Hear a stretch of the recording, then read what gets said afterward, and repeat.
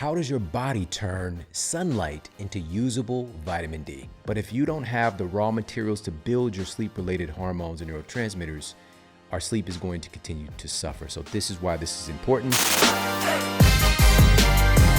Vitamin D is a group of fat-soluble steroid hormones. All right, so it's not even a vitamin in the conventional sense. It functions as a steroid and does many other processes in the body related to hormones that we're going to talk about soon. But first and foremost, it's a group of fat-soluble steroid hormones. Now, vitamin D is primarily produced in the skin in response to UVB radiation from sunlight. And of course, we know that it can be absorbed through the food that we eat, which we're getting about on average 10% of our vitamin D is coming from food, and upwards of 90% is going to be coming from interacting with sunlight. That's kind of the natural turn of things and evolution of things. If we're talking about humans living in a natural setting, that would be about the ratio. Now, the question is, how does your body turn sunlight into usable vitamin D?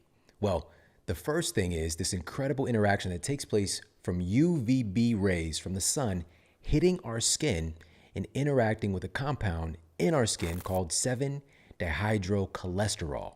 That's right, it's a form of cholesterol embedded in our epidermis that UVB rays from the sun interacts with, and it converts it into something called cholecalciferol, also known as vitamin D3. Now hold up, this isn't where the story ends, because D3 is not the usable form of vitamin D. All right, this is just where the story begins. All right, there's another series of steps involved in getting it into its usable form. But again, it's kicked off when the sun rays hit that cholesterol in your skin. It hits that and it converts it into D3.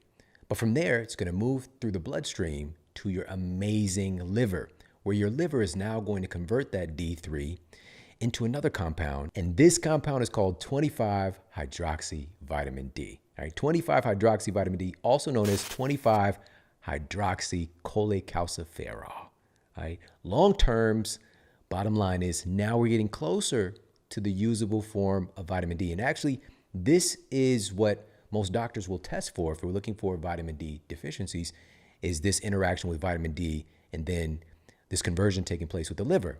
But still, this is not the usable form of vitamin D in the body. It has to take another step. And once 25-hydroxyvitamin D reaches the kidneys, it's getting converted into its final form, which is 125-dihydroxycholecalciferol, aka 125-dihydroxyvitamin D. And this final compound, in the name that we need to know it by, is calcitriol. All right, this is the real vitamin D. With the real Slim Shady vitamin D, please stand up. He probably needs some vitamin D. All right, calcitriol. This is the final form. This is its ultimate form. All right, so going through all of these steps from sunlight to the usable form in the body, this is how the magic happens. So you truly cannot get the D without the kidneys being involved. Right? The kidneys are incredibly important in this process. And this is why vitamin D and its synthesis and being able to be usable by the body, it's not just taking a supplement. It's having healthy organ function overall, because we can take all the supplements in the world, have all the vitamin D rich foods in the world. We have to be able to enable our internal organs to make this conversion process happen and give us the benefits that we're going to be talking about.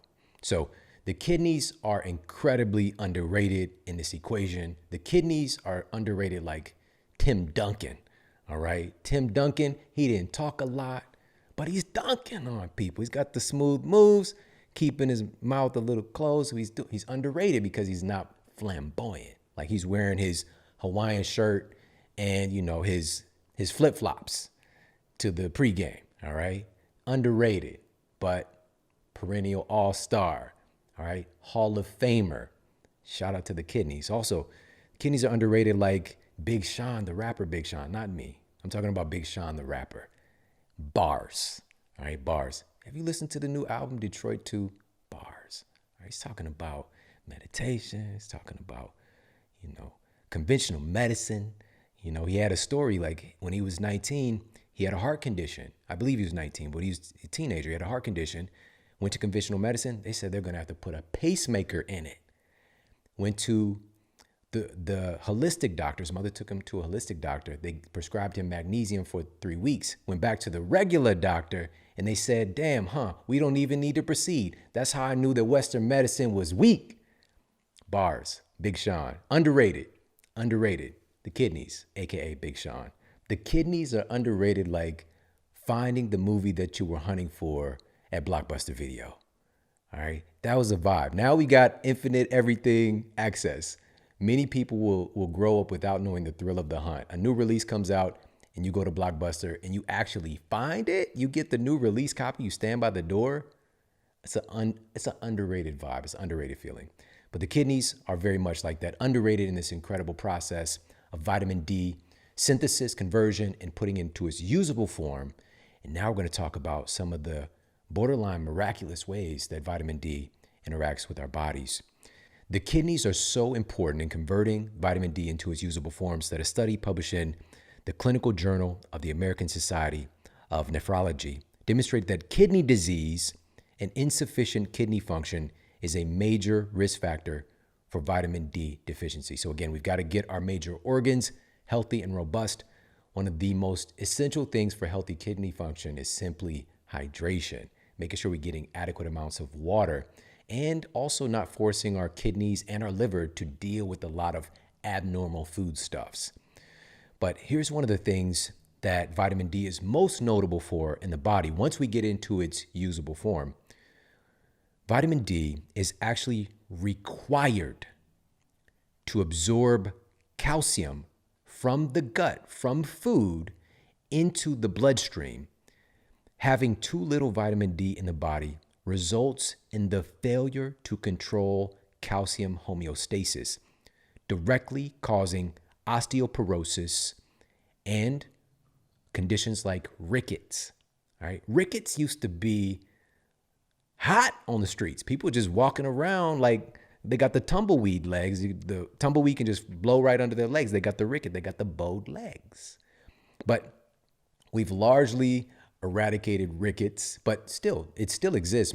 There are still, tens of thousands of cases, maybe hundreds of thousands of cases, but we got billions of people on the planet, so it's a smaller percentage. But vitamin D is one of the biggest underlying factors with conditions like rickets. So please understand, if we're talking about bone density, vitamin D is critical in that equation. I was marketed to, I know that you were as well. Milk, it does the body good for strong bones. Calcium can't do anything without vitamin D. Vitamin D is the major key alert for calcium to be able to do what it does in the human body.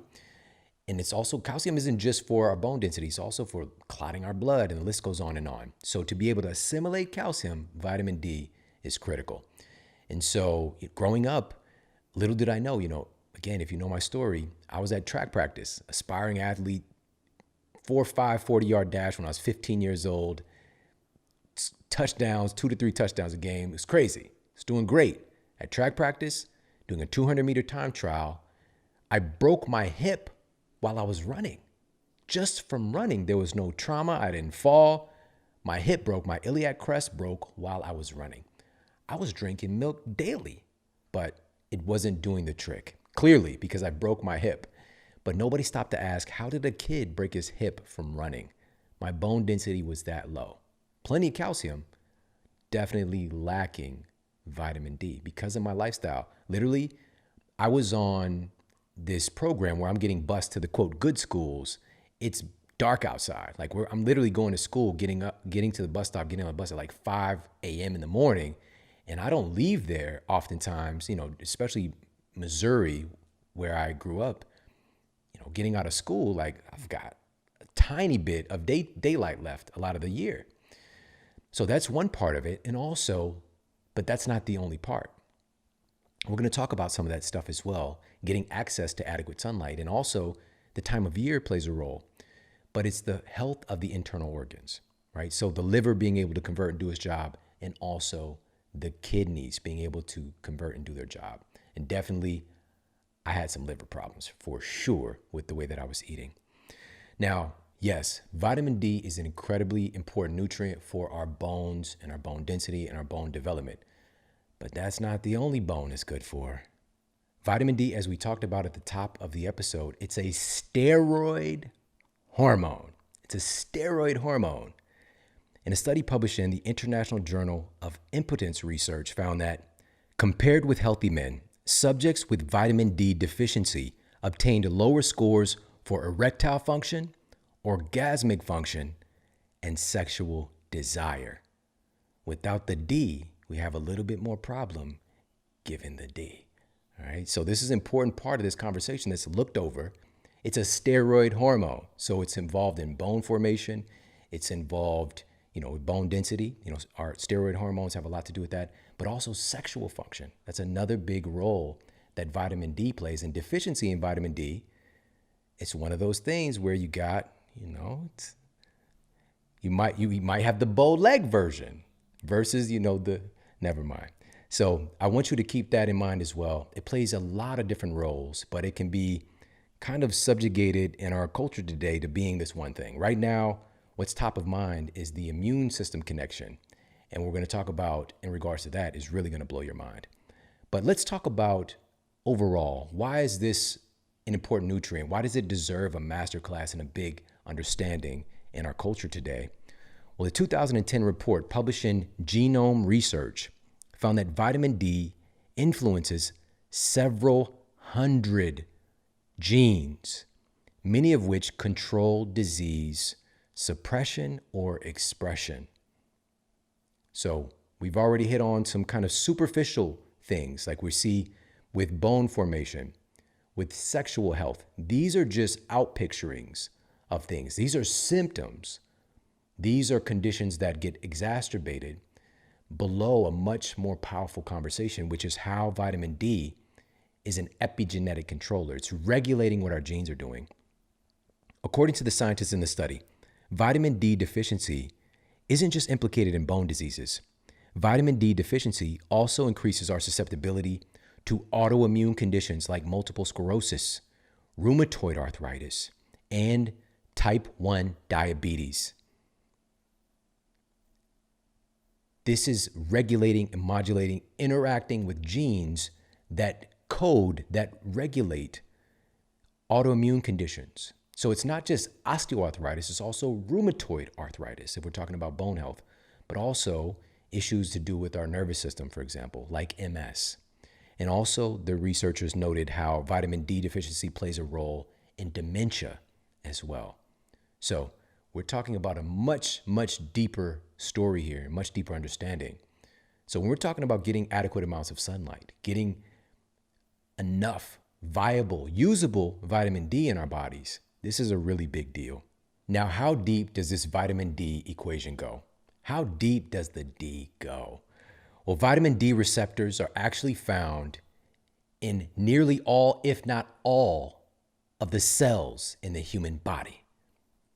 Essentially, every cell in the human body has vitamin D receptors. That's how it's prominent. It's a prominent, in-demand nutrient for cellular function. Your body is looking to latch onto it, pretty much every cell. Now, every day, we have cells that mutate. And when that happens, vitamin D actually plugs into these mutated cells. It's one of the things that vitamin D is used for. And when that happens, it delivers instructions to the cell to repair itself, to fix the mutation and get back to being a healthy, normal, replicating cell. However, if that vitamin D plugging in doesn't give the instruction properly where the cell responds and fixes itself, it provides the instructions for the cell to take itself out, to basically have this process of apoptosis, this programmed cell death, and helping the cell to destroy itself so it doesn't lead to cancer. If we're deficient in vitamin D, however, there are going to be some issues with this very essential and vital process that's taking place, would be taking place in a normal setting if vitamin D is available. So let's keep digging into this. Researchers at the University of Oxford wanted to uncover the extent to which vitamin D interacts with our DNA. They used new DNA sequencing technology to create a map of vitamin D receptor binding across the human genome. The vitamin D receptor is a protein activated by vitamin D, which attaches itself to our DNA and thus influences what proteins are made from our genetic code. Vitamin D is controlling which proteins are getting made from our genetic code. Not many nutrients that we've identified have this capacity. To even label it as a simple nutrient is a gross oversimplification. It is powerful. It's affecting our genes. So let's look at this in relationship to cancer. Since vitamin D is kind of stepping in and giving the instruction, plugging into the cell, the vitamin D receptor in the cell, if it mutates to give it instructions to fix itself or that programs cell death. Vitamin D is a well-noted immunomodulator. Now, this is a very important term because immunomodulation means the ability of the immune system to have an intelligent function where it can heighten or increase its activity if need be, or lower its activity if need be. If we're talking about a situation of autoimmunity, this is when the immune system is overreactive. And so we want to help the immune system to be a little bit more subdued and bring it down, get it back to a baseline and not hyperactive. Whereas we're talking about a situation with defending the body against an infection or against cancer, we want a heightened immune response to be able to take out the rogue cancer cells or infectious, cells that have been infected. And so looking specifically at cancer, there are several meta-analyses studying the effect of vitamin D and cancer, like the one published in the American Journal of Public Health. The researchers found that vitamin D has a protective effect in lowering cancer risk and, as the researchers stated, lowering cancer mortality, quote, at low cost with few or no adverse effects, unquote, going up against several of the most prominent, most deadly forms of cancer, the most rampant forms of cancer, everything from breast cancer to colorectal cancer, the list goes on and on. Vitamin D has been shown in big meta-analyses time and time again to prevent and even help as a form of treatment. How often are you hearing this message? Because the key is, let's not have the cancer in the first place, primarily. And vitamin D is involved in that process of that cellular intelligence, because each and every day we have thousands of mutations that take place during the process of cell replication. Each and every one of us has cancer cells that develop every day. But a healthy, robust, naturally functioning immune system with vitamin D being at the helm can identify these cells, help them to fix themselves, or trigger apoptosis, where the cell can destroy itself and we're not allowing it to grow, and having a cancer cell to have the time to latch on and have angiogenesis, right? So latching on to blood vessels where it can start to feed itself and get nutrient supply and blood flow and manifesting itself into a larger tumor or the like. So all of this process, it starts with let's prevent it from taking place in the first place and getting out of hand. Vitamin D is a big component. And I want you to take this piece of data, utilize it for yourself and your loved ones, because the data exists. It is so thick. It is so heavy on how important vitamin D is in this equation of our immune function, cancer prevention, and so much more. Now, again, in regards to vitamin D being an immunomodulator, right now, our immune system is a big topic of conversation. So at this point, we're going to look at the peer-reviewed evidence regarding COVID-19 and vitamin D. We're going to start with a peer-reviewed study published in Scientific Reports. And it took a set of people with confirmed cases of COVID-19 who had no symptoms. And these were folks categorized in Group A. And they tested their vitamin D levels. And they also looked at people with COVID-19 who were suffering from severe symptoms. And they were categorized as Group B. Tested their vitamin D levels, and here's what they found. The scientists uncovered that the people with severe symptoms were significantly more deficient in vitamin D than people without any symptoms at all. it was one of the things that really jumped out at the researchers. It raised some eyebrows. The conversation started to get around at how this association might be something for us to investigate more. And so many other studies have come out since, digging in deeper and looking at this. Now, the researchers stated that, quote, the fatality rate was high in the vitamin D deficient group B. Vitamin D level is markedly low in severe COVID-19 patients. Inflammatory response is also high in vitamin D deficient COVID-19 patients. This all translates into increased mortality in vitamin D deficient COVID-19 patients, unquote. Now, this is just one of dozens of studies that we now have, and mirroring the conclusion of almost 24 other peer-reviewed studies. The scientists stated, quote, we recommend mass administration of vitamin D supplements to populations at risk for COVID-19, unquote. They recommended mass administration. Prior to all of this stuff and the drugs coming on the market, all these things, but did you hear about this on the news? Did you hear that scientists were recommending mass administration of vitamin D because they could see right there in black and white that folks who are deficient in vitamin D, the likelihood of severe symptoms is exponentially higher. As a matter of fact, people with sufficient levels of vitamin D, were far more likely to have no symptoms at all. But yet you don't hear that on the news. You don't see the government agencies rushing to get something that is incredibly inexpensive to citizens, especially those who need it, who might not have money. That didn't happen. Why? Well, you very well know the answer to that already. We're talking about multi-billion-dollar industries that are designed and built on the farming of sick people and continuously creating synthetic pharmaceuticals to treat the symptoms that result from abnormal diet and lifestyle interactions. And one of those lifestyle interactions being getting adequate sunlight. And so we've got a drug for that. We got a drug to treat the osteoarthritis. We've got a drug to treat the autoimmune condition. How about we address the underlying cause? Vitamin D is critical in this equation, right? And it's inexpensive. As a matter of fact, it's free if you go outside, but there's nuance there. And we're going to talk more about that. So we're not seeing commercials to encourage Americans and really citizens all over the world, but specifically Americans who are the most vitamin D deficient, one of the most vitamin D deficient populations, to make sure that they get their vitamin D up, to make sure that they're going out is critical right now. We've got peer-reviewed evidence on this, dozens of studies on how important this is.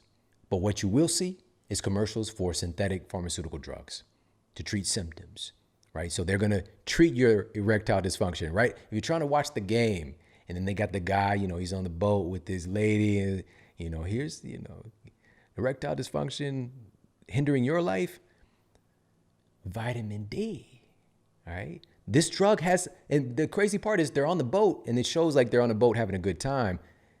It says it's got this benefit. Ask your doctor for the drug. Ask the dealer. Is that even appropriate to ask your doctor for the drug that you want? That sounds like a different kind of relationship, all right? But then what they go on to have is this long list of side effects, right? Blindness, seizures, heart failure, kidney disease, death, right? They'll slide death in there, right? All from taking this substance that's designed to treat a symptom and it's not addressing the underlying cause of the condition in the first place, all right? So I want to start to encourage us to look through the lens when we see these things, to see it for what it is. This is window dressing. This is superficial. Everything has its place. Pharmaceutical medications can be life-saving in the right instances, but oftentimes the vast majority is designed to treat symptoms of the diseases that are caused from the way that we live our lives. Instead of removing the cause of the disease, we treat the symptom. And this is what keeps people in this very vicious and deadly circle, where today we have 70% of citizens in the United States are already on pharmaceutical drugs. We have the most drugged out culture in history. And yet we have the sickest, most diseased, obese society in history at the same time. The drugs aren't working because they were never meant to work. They're not designed to work. They don't work. Now, when I say that we are the sickest nation in history, I mean self-inflicted. All right? We have 242 million Americans right now. 242 million Americans are overweight or obese. We're getting close to 50% of our citizens being clinically obese. Half of our population. It doesn't even make sense. It doesn't even register how severe this issue is. And I've never met one person from my family, growing up in a family where most of my family members are obese growing up. In my clinical practice, I never met one person who didn't want to be healthy. It's just a matter of education, access, culture. We have a culture of sickness. Man, so many of my family members, of course, they're on medication, they're on drugs. As a matter of fact, I lost the love of my life. My grandmother, who taught me unconditional love, she died from an overdose. So I take this really seriously. This isn't something to just play with, right? We've accepted this as normal. It's not normal. It's not normal. We need to stop treating symptoms, which again, the common thing is you get another prescription to treat the symptom from the other drug. And I know this firsthand. It happened with me. Once I finally got this diagnosis, so we know that I broke my hip when I was a kid, but eventually I get this degenerative disease diagnosis. So my bone density is extremely low, arthritic condition of my spine. And so I'm on all these medications now. And one of the medications created a symptom that I didn't even know until years later. So I was on Celebrex for this arthritic condition. And I started having it didn't have a name yet. That's the thing. Once it gets its name, then you can create a fear around it. And so my symptom was restless legs, which it wasn't a thing yet. All right. So this is like way back in the day. This is, a couple of decades ago now. But I'm laying down in bed at night. I'm trying to get a little shut eye, but it feels like my legs want to just get up and go without me.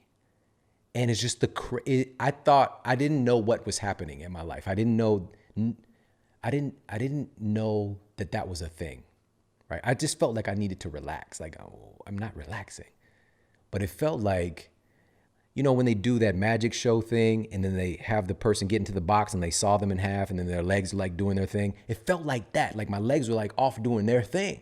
And I'm trying to lay here. Caused by Celebrex. It's one of the side effects. Little did I know. And so then you get a medication for the restless leg syndrome and you just get into that vicious circle. So reeling this all the way back in, I want to really point to the necessity. Vitamin D was being implored by scientists, mass administration. We got sound data on this. It's safe. It's safe at extremely high amounts that you can add in to help to reduce these symptoms and reduce susceptibility. It's safe and very inexpensive. Mass administration, nope, you didn't hear about that. But you'll hear about the commercial for, getting a 17-hour boner, through whatever new drug. Well, that's a side effect. You don't want that. Report that to your doctor, all right? Or dip it in some cold water. I don't know. All right, now moving on. There are over 20 more peer-reviewed studies affirming the connection between vitamin D deficiency and COVID-19, including another study published in the BMJ, one of the most prestigious medical journals. And it found that COVID-19 ICU risk is 20-fold greater in people who are deficient in vitamin D. 20-fold greater. Not 2-fold, not 5, 20. It's astronomical. The researchers noted that in the study as well. So if that wasn't bad enough, The researchers noted that African Americans are specifically at the greatest risk. Well noted in this study. And you see this in the data with COVID-19 hospitalizations and mortality as well. We're going to talk more about this in a bit, but a big reason for that, obviously, is melanin. The melanin in darker skin doesn't allow the skin to absorb as much UV radiation. It's really just, it's like a built-in sunscreen. And so we have to adjust for that. And again, we're going to talk more about that in a moment. But here's another study. Now, this is a meta-analysis of 40 plus patient studies published in the BMJ, and it states, quote, collectively, studies strongly suggest essential pro-hormone and nutrient vitamin D is a far more effective potential basal COVID-19 treatment than any additive pharmaceutical available to date. The data exists. It exists. Yet another study. This one affirms that vitamin D isn't just helpful in prevention, it can also be helpful in treatment in regards to SARS-CoV-2. A randomized, placebo-controlled study gave patients with SARS-CoV-2 short-term high-dose vitamin D for 7 days and gave another group of SARS-CoV-2 patients a placebo. Now, both groups in this study, so the placebo group and the vitamin D treatment group, are already deficient coming into the study, which most folks are in this situation. Now, here's what the study found.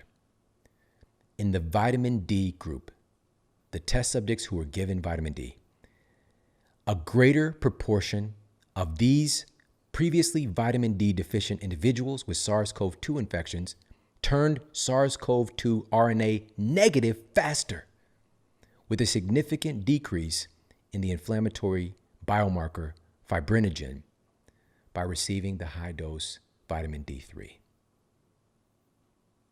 They turned negative faster than the people in the control group who didn't receive the vitamin D, significantly faster.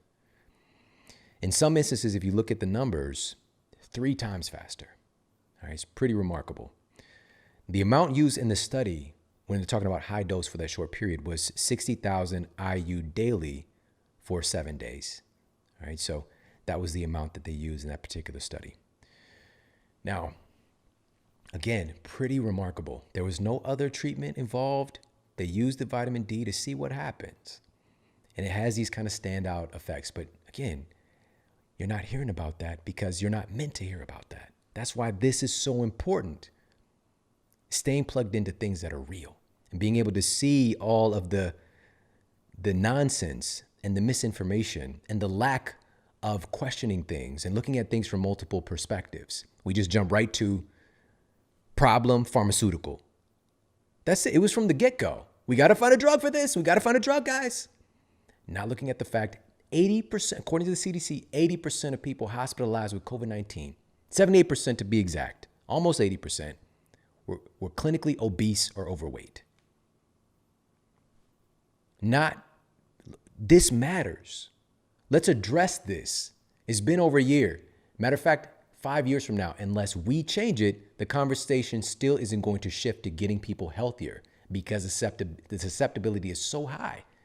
When we're venturing into obesity, also top comorbidities, 94% of folks, according to the CDC's latest report, who passed away with SARS-CoV-2, in regards to SARS-CoV-2 on their death certificate, had an average of 4 comorbidities and or pre-existing chronic diseases. We don't talk about the 4. You don't hear nothing about the 4. You just hear about SARS-CoV-2. Let's address the 4. Wasn't that a TV show, The 4? Yeah, it's pretty dope. But we get to address it. We get to change it. We get to change the conversation to reduce our susceptibility because the next thing is coming. The next infectious disease is just going to get into a loop.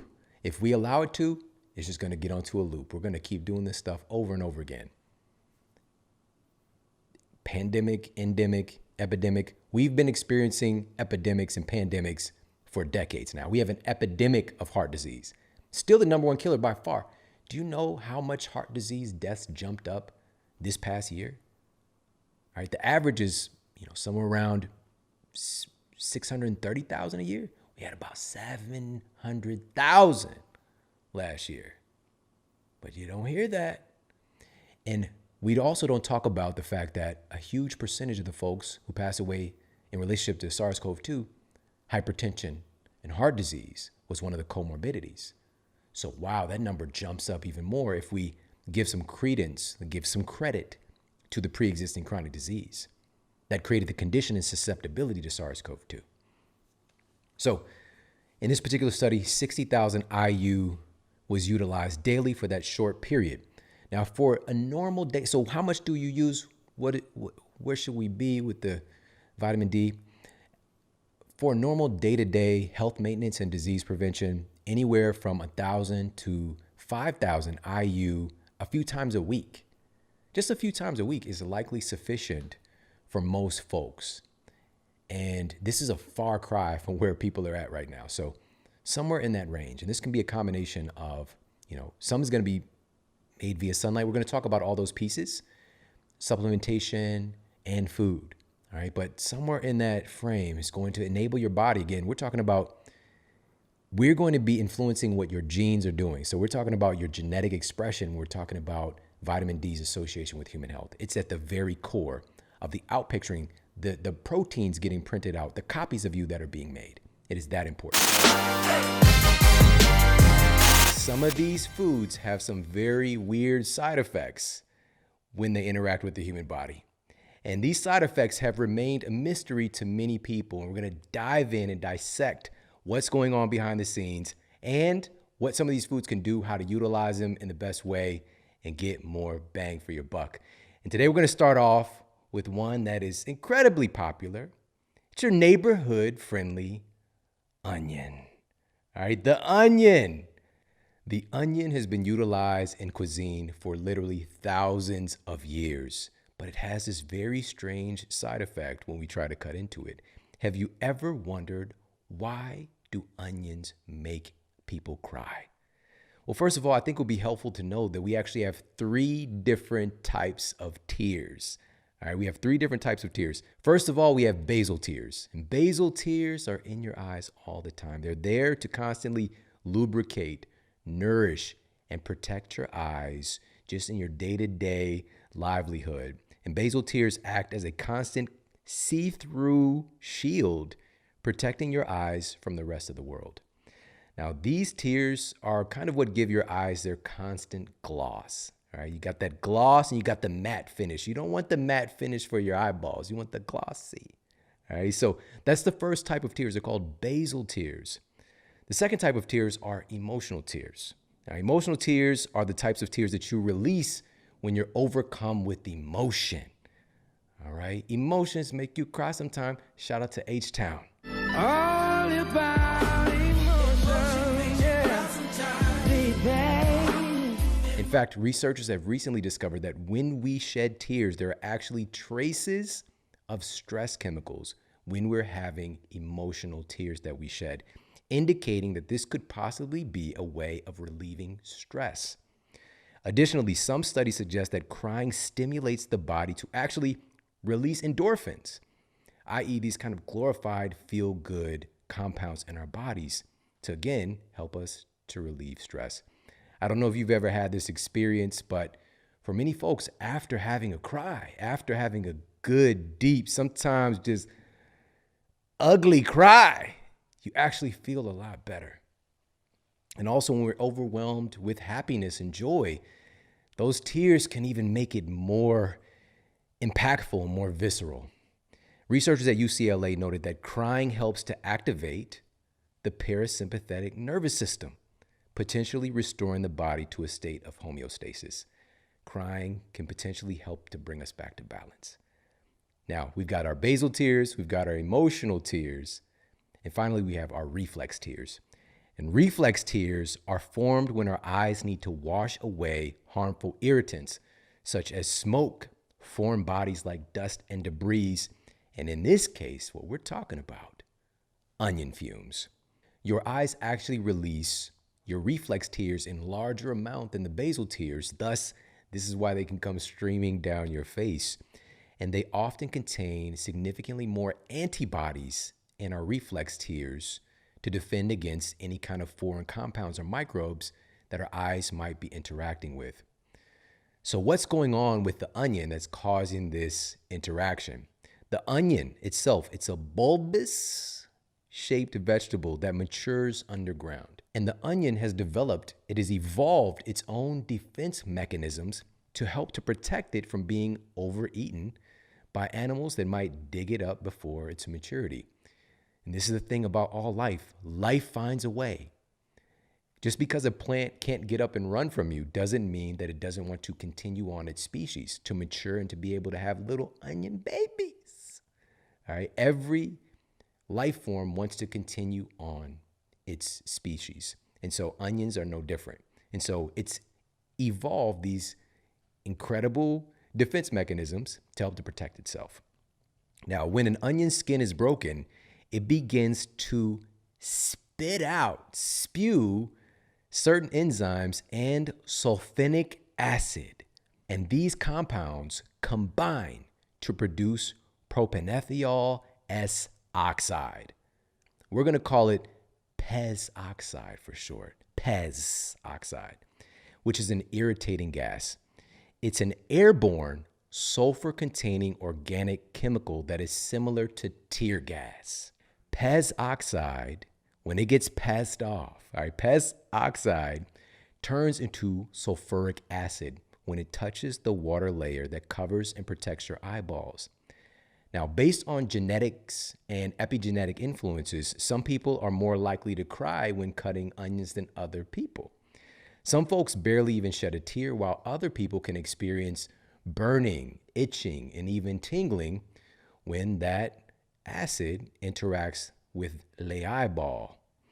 Now, onions have evolved, again, this evolutionary adaptation, and we've developed these evolutionary adaptations in response to them. So the question is the onion still a viable food? If it's so apt to try to defend itself and not be eaten, is this actually a viable food source? Well, crop scientists are saying they don't care what the outcome is as far as human health in the onion. Through genetic manipulation, genetic modification, genetic engineering, scientists have actually recently discovered a tear-free onion called the Sunnion. Son? What's up, son? The Sunnion. Now, already this might raise a few red flags. Is it natural? Well, no. Will it interact with your cells differently than a natural onion? Well, yeah. Is it safe and equally beneficial as a natural onion? Well, we'll have to wait and see. But just to let you know, they've taken the tears out of cutting onions by creating the Sunnion. All right, it might be some Frankenstein type stuff. Maybe, I don't know. But just thought I'd throw that little fun fact in there for you. Now, let's talk about the benefits that are garnered by the human body when interacting with a natural onion. Now, a lot of folks don't realize this, but onions are a potent source of an antioxidant called quercetin, and it's highly concentrated in onions versus most other plants. And quercetin is a powerful anti-inflammatory that's been found to reduce the risk of cardiovascular disease.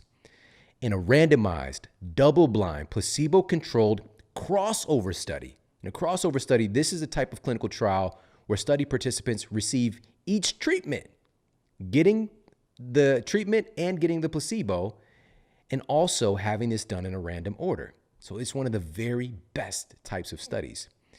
And this study was published in the British Journal of Nutrition. And it found that a concentrate of onion quercetin was able to significantly reduce ambulatory blood pressure of hypertensive patients. And by the way, ambulatory blood pressure means they're tracking the blood pressure throughout the day. So the person's normal day-to-day activities and including sleep. And so they're tracking it not just when you go to the doctor, which some people get a response in their blood pressure going up just by going to the doctor, and it makes them nervous. So this is a way to track things in a normal day-to-day livelihood to see what's the actual impact. So this was a really, really well done study finding that quercetin from onions can really have some great benefits with our cardiovascular health. Also, onions are a well-documented, incredible source of prebiotics. All right, prebiotics are necessary to help probiotics or friendly flora, friendly bacteria to proliferate and to have a healthy ratio of friendly microbes to more of the kind of pathogenic or opportunistic microbes that have a place, but we just don't want that ratio to get out of balance. And so you could take all the probiotics you want. You have to have prebiotics, which are the food for probiotics to actually proliferate and to be able to do all the great things that they can do in your system, in you, for you, right? So probiotics produce essential compounds that support human health in so many different ways that we're just starting to analyze more of. But onions are particularly rich in a prebiotic called inulin. And inulin has been noted to help to increase the number of friendly bacteria in your gut and also to improve your immune system function. This isn't talked about enough. The majority of your immune system is actually located in your gut. Get in my belly, right? It's located mostly in your belly. And this is an evolutionary adaptation because what's coming in via your mouth can potentially, throughout our evolution, bring you better health or make you really, really sick or potentially even kill you. So your immune system needs to be there frontline for sure. That's just one part of it. But also your immune system needs to be there to help to determine what's going to get into your tissues and become you. Because this incredible process of eating food, we don't really think about this often. This food is going to become human tissue and or be utilized for fuel by our human cells and our human tissues. It is an incredible process, incredibly energy intensive and important. So your immune system needs to be there front line to make sure that you're making yourself out of the best stuff possible. All right, so onions are a well-noted prebiotic. Onions are also noted to be a good source of vitamin C, B vitamins, potassium, and at least 25 noted flavonoid antioxidants. And another study published in Environmental Health Insights found that eating just 100 grams of fresh red onion reduced fasting blood sugar levels in type 2 diabetics even after 4 hours. These are the things that should be making the headlines. They're not putting a commercial for onions on TV while you're watching Real Housewives. They're not putting a commercial for onions on TV while you're watching the baseball game. They're putting commercials for pharmaceutical drugs that treat symptoms of disease and don't address the root cause, which, according to the Journal of the American Medical Association, the #1 cause of our chronic degenerative diseases is poor diet. Changing our nutrient inputs are incredibly powerful, but nobody's doing commercials for onions. I guess it's just not sexy. But again, we've got a paradigm, we've got the onion booty. So how's it not sexy? All right. So we need to advocate more, of course, get more celebrity endorsements for real food and start to turn this paradigm into something that's more health affirmative. Now, there's a lot of, by the way, to get some of these benefits, there's a lot of gadgets that we have today that can take the tear-jerking aspect out of chopping onions. So that's one part of it. But once we've got the onions there to utilize, an easy way to add onions, you can add them to a variety of dishes. We can go on and on just for days talking about all the different stuff that you can do with onions. You can add them to, everything from stir fries to scrambles to salads and so much more in their cooked or raw form. Adding in some onions are going to be a pretty easy way to get some of these health benefits, even if you have to shed a couple of tears to get it. Now, next up on our list of foods and food interactions that have some incredible benefits for the human body, but can also have some very weird side effects, is a food that I talk about several times in my new book, Eat Smarter. And there's a section in the book where I dive into talking about fruits that are masquerading as vegetables and really drilling down to what a vegetable actually is and the parts of the plant that would actually be classified botanically as vegetables would be the roots, the leaves, and the stems. When we eat carrots, radishes, and beets, we're eating the roots of the plant. Leaves range from spinach to kale, and an example of a popular stem that we eat is asparagus. These green spears are a generally common food that features a great amount of the prebiotic fiber inulin. In a fascinating study published in the journal Gut, inulin-derived propionate was found to significantly increase the release of two major satiety hormones that help to regulate our metabolism, PYY and GLP-1. PYY, also known as peptide YY, is an important gut hormone that regulates your appetite. It's released by the cells in your intestines and colon based on the types and amounts of food coming in. And according to data published in the Journal of Physiology, PYY is believed to play a major role in reducing appetite and decreasing your risk of excess body fat storage. PYY, pretty young ying, guys, PYY. So number one, we've got PYY, also GLP-1 or glucagon-like peptide 1. And this is a hormone that's primarily produced in your gut when nutrients enter the intestines. GLP-1 has been found to increase the feeling of fullness during and between meals by acting on appetite centers in your brain and slowing the emptying of the stomach itself. GLP-1 also plays a role in keeping your blood sugar stable. This is some pretty amazing stuff, encouraged by this one remarkable food. And asparagus is also notable in the fact that it's a prebiotic food that helps your gut bacteria to produce SCAFAs. All right, SCAFAs, short chain fatty acids. And these SCAFAs are necessary for everything from protecting the lining of your gastrointestinal tract to reducing rates of autoimmune issues to even interacting with your brain. The list goes on and on. And a specific SCAFA, propionate, that we mentioned already, has been found to reduce inflammation and to help to reduce visceral belly fat. It's pretty profound. Now, all of this sounds fine and dandy, but every time I eat asparagus, why does my pee smell like I've been drinking 40 ounces of Schlitz malt liquor? Like, it's crazy. Why does my pee smell like I've been drinking Colt 45? All right, shout out to Billy D. Williams. You remember this commercial? Colt 45. It works every time. Does it, Billy? He's all sophisticated, got this cool vibe, nice outfit on, but then he's like, oh, the ladies coming over to drink this Colt 45. Bro, that's the definition of a cash grab right there. But shout out to Billy D. By the way, have you ever thought about this? Isn't Billy and Bill short for William? So is my man's name William D. Williams? I don't know. It's neither here nor there. All right, so scientists have actually been pondering this mystery for hundreds of years of why asparagus causes a foul odor in urine.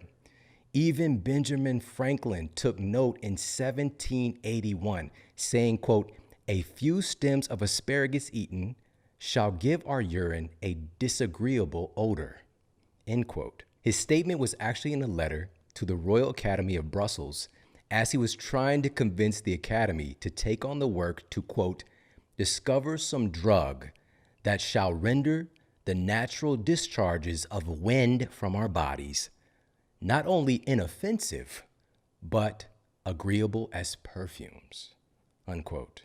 He wanted to be like, so instead of walking through somebody's fart cloud and being offended, when you walk into that fart cloud, it's more like walking into the perfume department at Macy's, all right? Have you ever had this experience where they're very militant in Macy's? Sir, come here. Do you have a girlfriend, sir? Just relax. But there's a lot of perfume smells intermingling in the air there. And he believed, and of course it is possible, to get our farts smelling more, as he mentioned, quote, agreeable. But this was in reference, of course, to the urine smell that results from eating asparagus. Today, science has solved some of the reasons behind this funky smelling pee that results after dining on asparagus, part of which appears to be a compound in this spear-shaped vegetable called asparagusic acid, which is a sulfur-containing compound that seems to be found exclusively in asparagus. When digested by humans, it triggers the production of several smell-worthy compounds like dimethyl sulfide, which sulfur is well noted for giving things like rotten eggs and skunk spray their signature aromas. Now, where it really gets weird is that even though asparagus has this compound in it, about 40% of people don't experience asparagus pee, either because they're not able to smell it themselves or because they don't make the funky pee to begin with, or both. In a study cited in the journal Chemical Sense, researchers had test subjects to sniff asparagus pee and non-asparagus pee to see if they could tell the difference. Now, most asparagus pee was easily noticeable to most study participants. But in a smaller percentage of people, even though they ate asparagus, their pee didn't provoke any noticeable smelly difference. While in another small percentage of people, though their sense of smell seemed to be otherwise normal, they couldn't smell the funky asparagus pee smell, even if others could. So a small ratio of people right off the bat aren't churning out this asparagus skunk piss to begin with, while some other people might be making stinky asparagus pee, but they don't know it because they can't smell it. The biological basis for the inability to produce non-smelly metabolites in detectable quantities is still unknown. So they don't know how some people, small percentage of people, are processing asparagus and not having this stinky pee come out. So we don't know how that's happening yet. But the inability to smell the odor is associated with a single nucleotide polymorphism, or SNP, which is a DNA sequence variation, which in this particular case, it's variation RS4481887 within a gene cluster of olfactory receptors. Sounds like a phone number, all right? You got stinky pee? Call 4481. It's also important to note right here in this moment, and something that we can take with us for the rest of our lives, that the smells we produce are significantly determined by the microbes that we carry in our gastrointestinal tract. All right. Right now, one of the most powerful and growing, fastest growing fields of science is looking at the incredible relationship between our microbiome and all areas of human health. We know that our microbiome today, we know that it has a major impact on our cognitive function. Many neurotransmitters associated with our mood and brain health, like serotonin, the majority is produced and stored in our gastrointestinal tract. Our microbes, our microbiome, our unique array of bacteria, again, it's unique to us. Nobody has a microbiome that's the same as another person.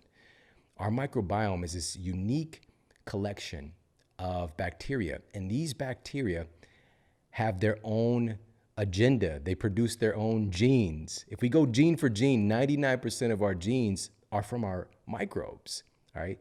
Now, their genes are smaller, but they have their own genes nevertheless. And they also have their own life cycle. They're all working to reproduce and to colonize. And they also have, even though these are single-celled organisms, we kind of looked down upon them for many years. Now we understand that they have their own version of a nervous system and that they're able to communicate. They're able to sense pain. The list goes on and on. Our microbes have a tremendous impact on our overall health. And so now, even with our sleep, for example, the quality of our sleep, it's well noted that our microbiome has a major impact on our sleep quality. For example, researchers at Caltech found that there are certain bacteria that communicate with the cells in our gut that produce sleep-related hormones and neurotransmitters. And damage to these microbes can create notable damage to our sleep quality. Because also, the majority of your melatonin is produced in your gut as well. When I was in school, when I was in my university, I was taught that melatonin is produced in your pineal gland, end of story. And it's a glorified sleep hormone, but it's so much more than that. It's a major regulator of your circadian timing system, determining when all the rest of your hormones are getting produced throughout the day. Hormones, neurotransmitters, neuropeptides, the list goes on and on. Digestive processes, the list goes on and on. Melatonin is not just about sleep. But being that it is a glorified sleep hormone and it does play a major role in that, there is over 400 times more melatonin in our gut than in our brain. So we're just starting to understand how dynamic this interaction is with the health of our gut, our microbes, and all manner of processes that have to do with human health. Now, one of the very best things for supporting the health of our microbiome is something that a lot of folks don't know about. A recent study published in the peer-reviewed journal Nature Communications uncovered that a unique compound called theobromine, found in a traditional fermented tea called pu'er, has some remarkable effects on our microbiome. The researchers found that theobromine positively alters gut bacteria and directly reduces excessive hepatic cholesterol and reduces lipogenesis. Lipogenesis meaning the creation of fat. Another study published in the Journal of Agricultural and Food Chemistry found that pu'er may be able to reverse gut dysbiosis by dramatically reducing ratios of potentially harmful bacteria and increasing ratios of beneficial bacteria. This is remarkable. Dysbiosis is one of the biggest issues that folks here in the United States and really all over the world are experiencing because of our abnormal diet, because of our abnormal environmental inputs, causing this derangement with the balance of microbes. This particular tea that's been utilized again for thousands of years has remarkable benefits to help to restore balance to our microbes. A big reason that it's able to do this is its unique concentration of polyphenols that are well noted to be a prebiotic supporter in supporting the proliferation of healthy microbes. And this tea is obviously incredible, but just like with everything in life, the quality matters. The quality and sourcing matters a lot. And I personally only drink the fermented pu'er from Peak Teas. All right, Pique, Peak Tea, which uses a patented cold extraction technology that extracts the bioactive compounds in their teas at cold to low temperatures for up to 8 hours. They care about what they're doing.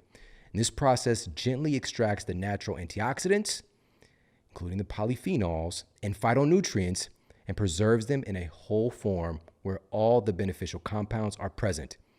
This is the purest way to extract the phytonutrients that we've been talking about for maximum efficacy. And with their incredible extraction method, they have these patented tea crystals, which are easy to use. You simply pour the tea crystals into water, stir, and enjoy the benefits. I just had some pu'er right before filming this episode. I also love the fact that it's wild harvested. It's a truly wild sourced pu'er. And when it's wild harvested, this means that the concentration of polyphenols is even higher. The concentration of adaptogens is even higher. It's also triple toxin screened for one of the highest levels of purity. It's triple screened for pesticides, heavy metals, and toxic molds that are common in many teas. So again, the quality matters. Right now, go to peaktea.com/model. That's PIQUETEA.com/model and use the code MODEL at checkout. And you're going to get 5% off your first order plus free shipping when you purchase one of their incredible tea bundles. Now, another really interesting thing about pu'er was published in the journal Phytonutrient Research, disclosing that pu'er is one of the very rare nutrient sources that has a direct, significant influence on the enzyme that unlocks fat from your fat cells called hormone-sensitive lipase, or HSL. And we just did a recent episode detailing how the process of fat loss actually works, which you can get in the show notes. How does body fat actually get released from the fat cell? Where does it go? Does it get reabsorbed? Is it going to the mitochondria for beta oxidation? How does it all work? Where does fat go when it's, quote, burned?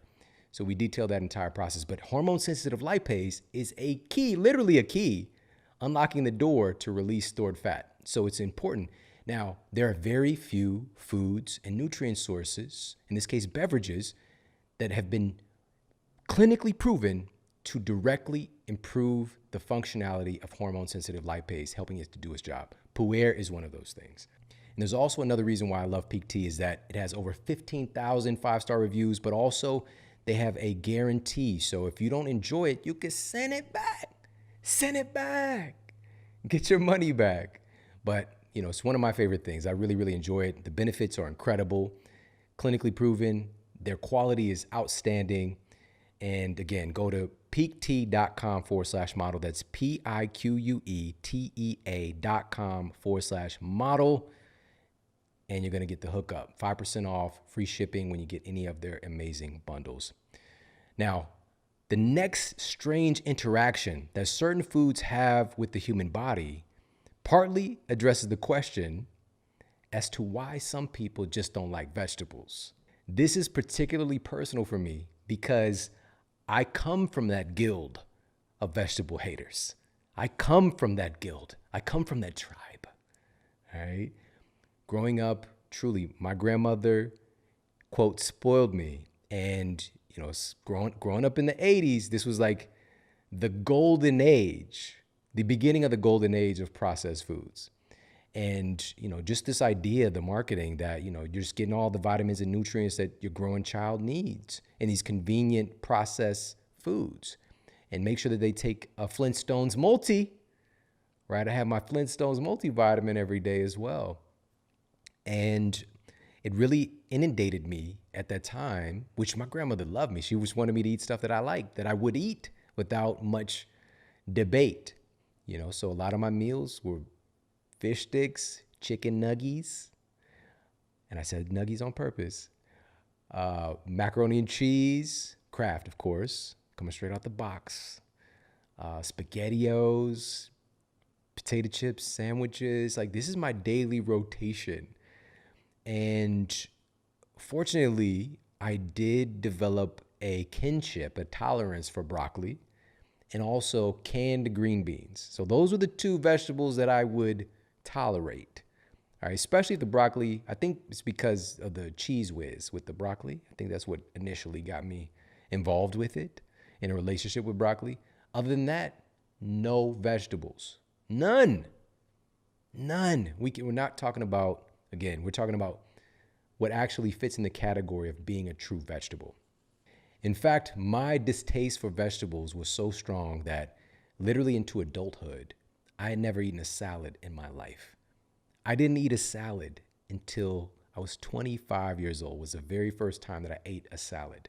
Now today, how do you get from there to being one of the top health authors in the world, one of the top health educators in the world? It's because I was so messed up.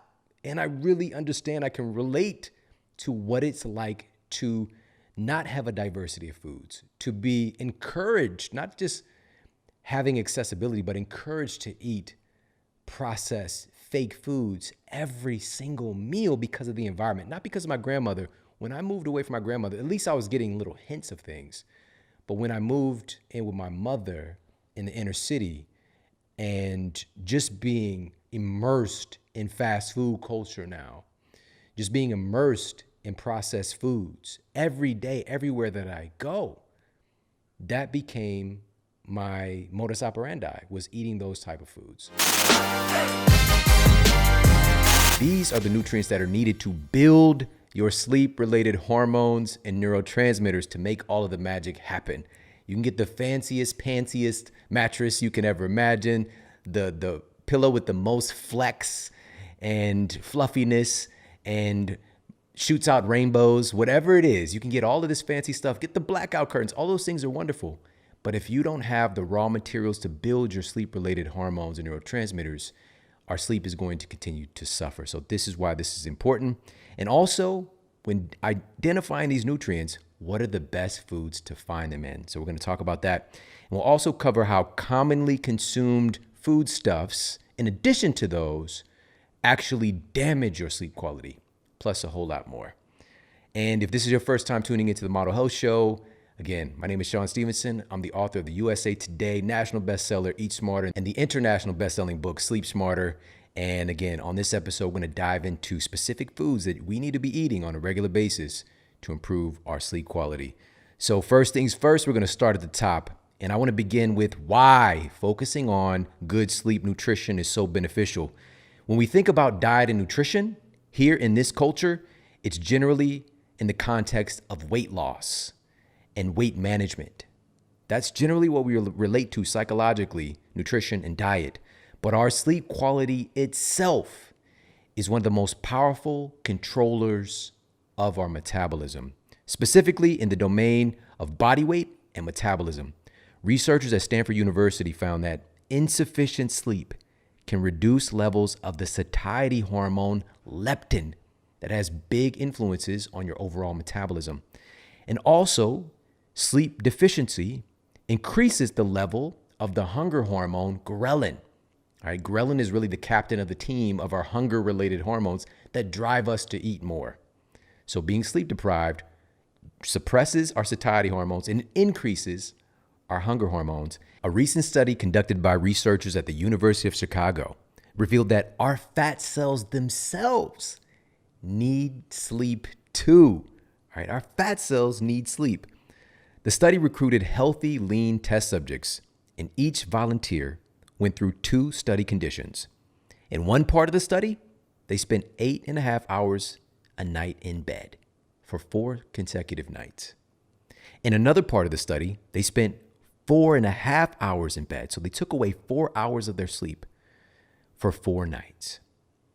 Food intake in both phases was exactly the same and strictly controlled. All right. They're in a ward study. They're monitoring everything. They're eating the exact same amount of food on the morning after their normal nights of sleep and on the morning after their 4 nights of sleep deprivation. All right. The morning after the walk of shame.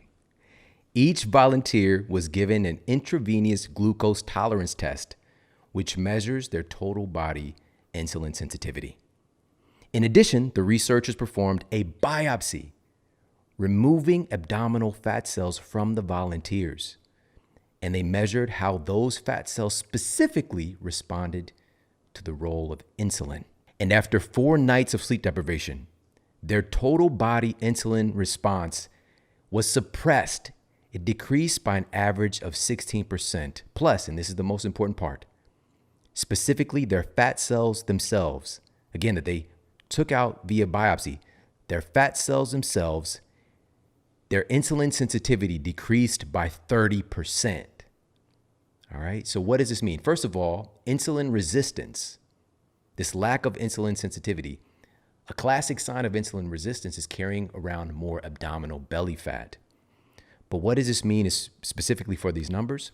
This reduction in insulin sensitivity is comparable to the difference between cells from a lean person and cells from someone who is obese. And again, these were lean, healthy test subjects who suddenly their fat cells were functioning as if they became obese in 4 days, just 4 days of sleep deprivation. Or another comparison here is somebody without diabetes. That's what their markers look like initially, becoming somebody with diabetes. That's how their fat cells were actually responding as if they had diabetes within 4 days. All right, this is remarkable. And this is, again, these controlling factors for our metabolism that is not talked about in different diet programs. It's not talked about the necessity of optimizing our sleep for so many different things that have to do with our health and well-being. And to put the cherry on top, all right, to put the cherry on top, one more study looking at how sleep impacts our body composition. And this one is incredibly eye-opening. And I really helped to push this into the interwebs because it's so right to the point. This study, published in the Annals of Internal Medicine, conducted by researchers at the University of Chicago, followed overweight but healthy volunteers to study the impact that sleep deprivation has on their metabolism. They put them on a carefully controlled, reduced calorie diet and monitored them for 14 days during one phase of the study, allowing them to get 8.5 hours of sleep. All right, now they keep them on the same exact diet for the next phase of the study, and they sleep deprive them. They pull away 3 hours of sleep. So now they're getting 5.5 hours of sleep for 14 days, and they track their results. Now, again, they're on the exact same diet, but in one phase, they're getting adequate sleep. In another phase, they're being sleep deprived. After compiling all of the data, they found that when folks were adequately rested, they lost 55% more body fat eating the exact same diet. The changes were remarkable. And the question is why? How can sleep have such a powerful effect on our body composition and our weight?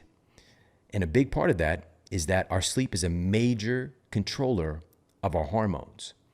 And when we're talking about sleep quality in of itself, the same thing is true. Your hormones and neurotransmitters are the chemical messengers sending these metabolic DMs to make all of the magic happen, to keep all of the cells in your cellular community that make up your body on the same page. So clearly our sleep is a major controller of our metabolism, absolutely. And to optimize our sleep, our nutrition is of the utmost importance. So to see how this interaction between nutrition and sleep actually takes place, look no further than the incredible world of our microbiome. So now we're going to dive in deep. We're going to get up in them guts and take a look at what's happening in relationship to our microbiome and the sleep connection. Your tiny gut bacteria play a gigantic role in regulating your sleep cycles. A recent study published in the journal Sleep Medicine discovered that negative changes to your microbiome can have substantial detrimental effects on the quality of your sleep. Again, negative changes to your microbiome can have substantial detrimental effects to the quality of your sleep. And what's more, the researchers discovered that poor sleep quality can also have detrimental effects on your microbiome. They literally feed into each other, and you can get caught in a vicious circle that so many people are experiencing, and they have no idea why. Again, they're getting the fanciest, pansiest mattress. They're getting the best pillow. They're getting the heavy blanket, right? They're getting the blanket that suffocates you. What is it called? What do they call? Weighted blankets. They're getting the weighted blanket. Makes it feel like they're in the womb again, but it's still not working. All right. They can't even get smothered to sleep. All right. And shout out to the weighted blankets. I think they're fantastic for some people. But we're not addressing the root cause. What's actually controlling the process of sleep itself. And it has so much to do with our microbiome and our nutrition. Their report demonstrated that as the microbiome is negatively altered and sleep quality is reduced, there's a direct reduction in our ability to switch between different mental tasks, something called cognitive flexibility. Cognitive flexibility. So to make this clear, when our microbiome sleep connection is disrupted, it damages our sleep and damages our cognitive ability as well.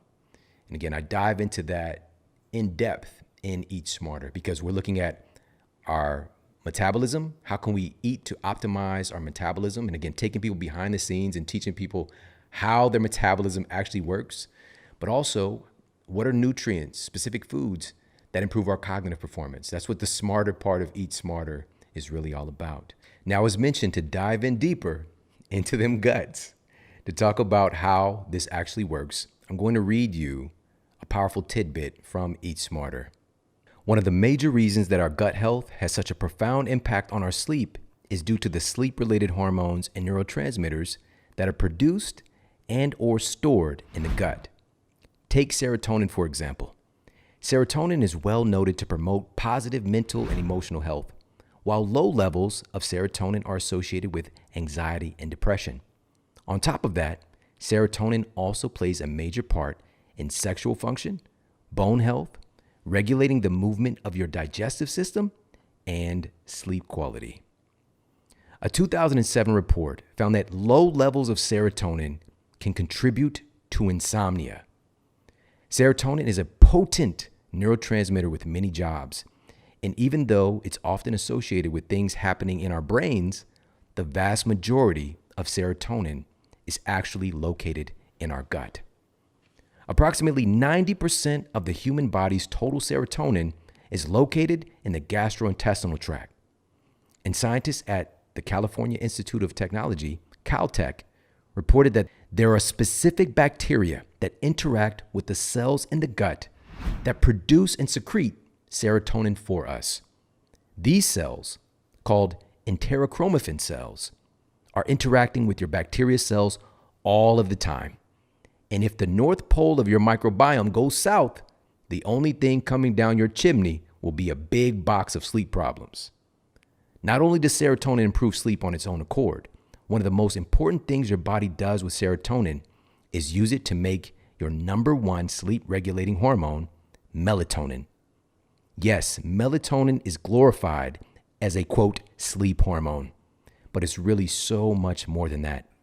It's involved in regulating your body's circadian timing system, influencing when various hormones are released throughout the day and night, mental energy, digestive function, etc., as well as regulating your blood pressure, body temperature, cortisol levels, antioxidant defenses, and immune function.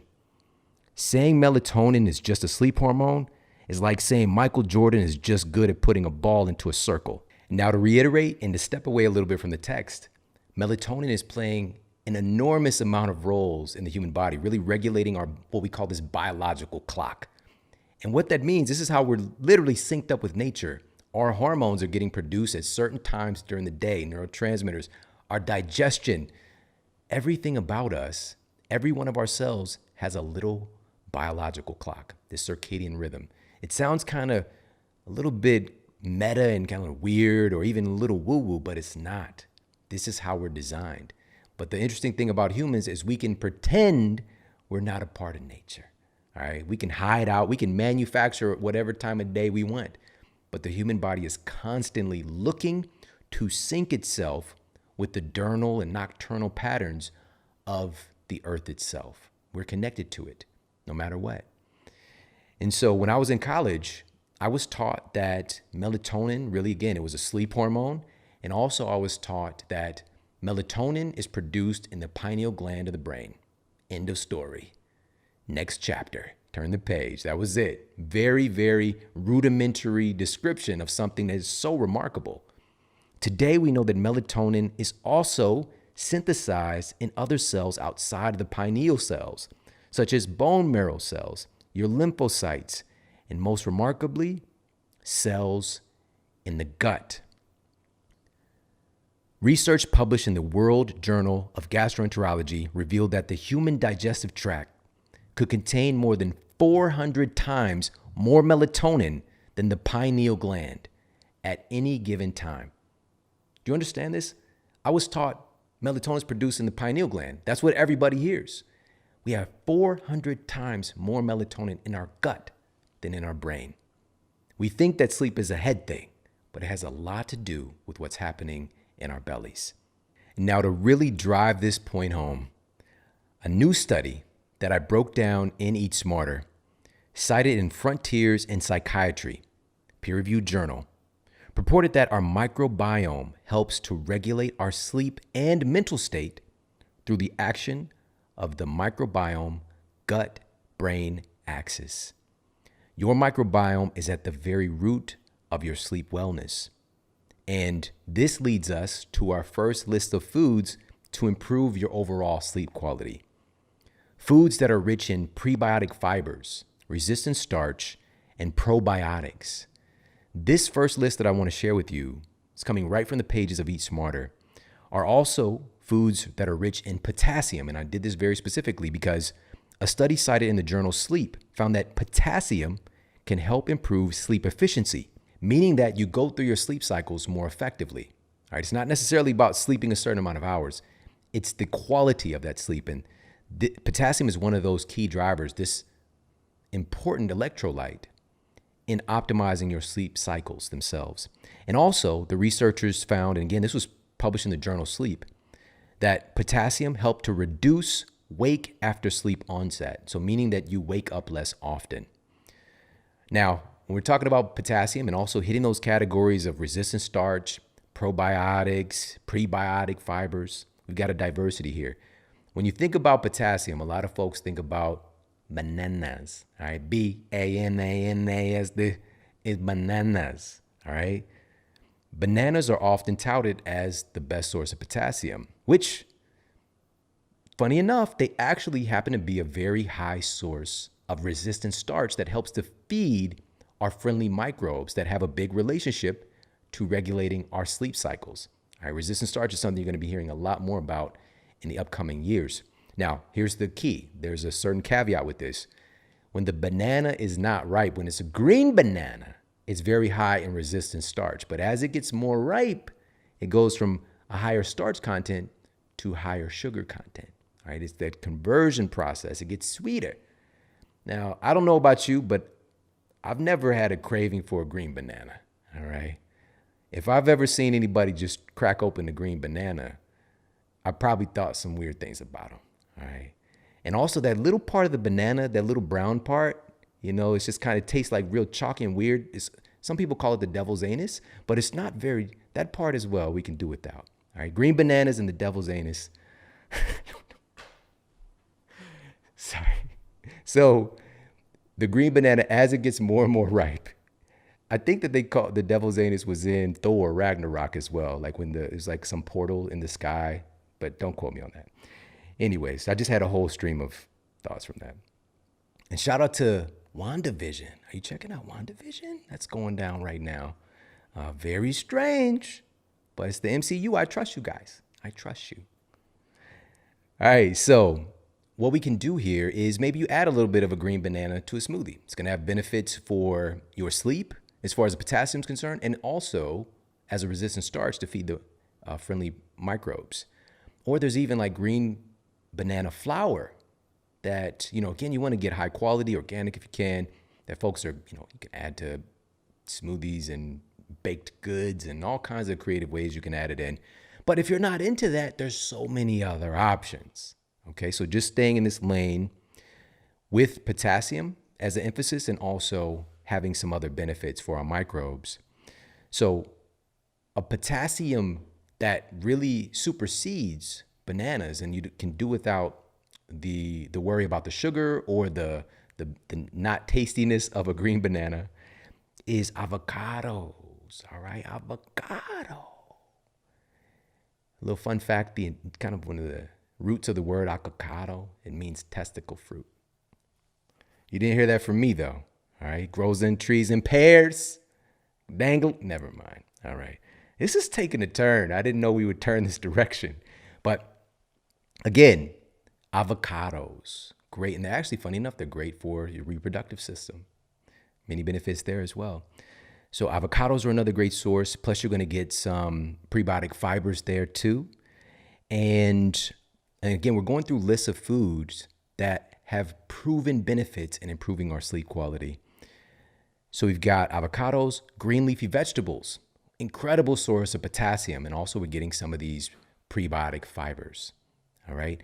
In this category of prebiotic fibers to feed our healthy microbes, our quote friendly flora, because you could take all the probiotics you want. They're not going to be able to colonize and to proliferate in your system and actually stay and give you benefit if you don't have the prebiotic foods that specific strains of bacteria need to eat. If they don't have their preferred food source, they're just going to leave. They're not welcome. All right. So we've got to feed them their preferred food source. And pretty much every real food is going to have some type of prebiotic benefit for some strain of bacteria. All right. Because when you're eating a food, when you're eating a blueberry, when you're eating an avocado, you're eating the avocado's microbiome. Just think about that. It's remarkable. We just see these things as just some random entity over there as food, but it is a living thing and it has its own microbiome and we're taking that on. It's remarkable, right? So as we're adding in more diversity of real foods, we're adding in, we don't have to just go and get a list of prebiotics, from a Google search, because it's going to be very limited in its scope and in the thought process is coming from the researchers. It's very limited. Like, oh, we know we got inulin here, whatever the case might be. So Jerusalem artichoke, garlic, onions, leeks.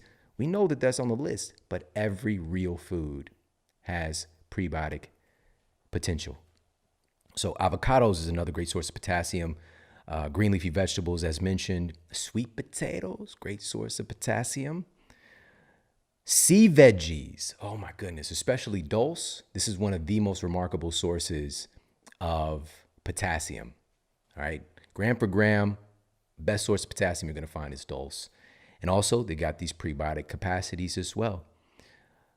On that lane, even if there's a beverage that's great with potassium, coconut water.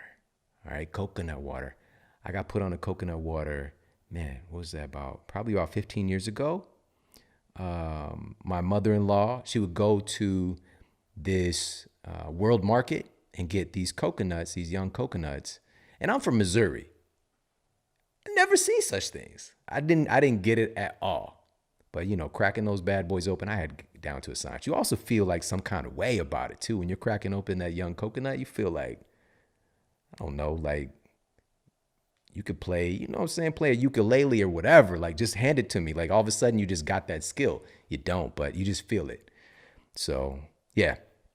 Coconut water is another great source of potassium. And again, there's microbiome. You're consuming the microbiome of that coconut as well. So I don't want to be limited in our thinking of what prebiotics are. It's bigger than just this, what we call fiber. It's so much bigger and broader. Also, with resistant starch and potassium, white beans, all right, black beans. Some diet frameworks don't allow it. They don't allow it. And that's okay. But maybe for you, maybe your genes, maybe your ancestors for the past centuries have thrived by incorporating beans, and it's been specifically feeding strains of bacteria that have protected you against weight gain, against inflammation. However, maybe the beans are a causative factor for some related health issues, because they definitely can be. Of course, one of our most incredible guests, Dr. Stephen Gundry, multi New York Times bestselling author, brilliant physician. Oh my goodness, I love him so much. Such a great guy. He's seen incredible results. He wrote The Plant Paradox, and teaching people, he really brought to the market the understanding of these lectins, right? These plant poisons the plants have built into them to protect them, right? So, but there are ways, if they're done in traditional fashion, for example, like using a pressure cooker or soaking the beans. Like, people weren't just making random bread back in the day. When you hear about, these like scriptural references, oftentimes it's fermented, right? It's prepared in a way that's much more intentional versus today's like factory farming dwarf wheat, this, genetically manipulated, whatever that is. It's so far removed from how it's produced, what we evolved with, and also the way that it's prepared. Okay, shows up as Wonder Bread. I wonder why I have health problems, right? So anyways, white beans, black beans also fit into this category. Again, if it's right for you, preferably if they're soaked and or sprouted, cooked properly, it might be very helpful for you. Because again, Eat Smarter is a unifier of all the best diet frameworks.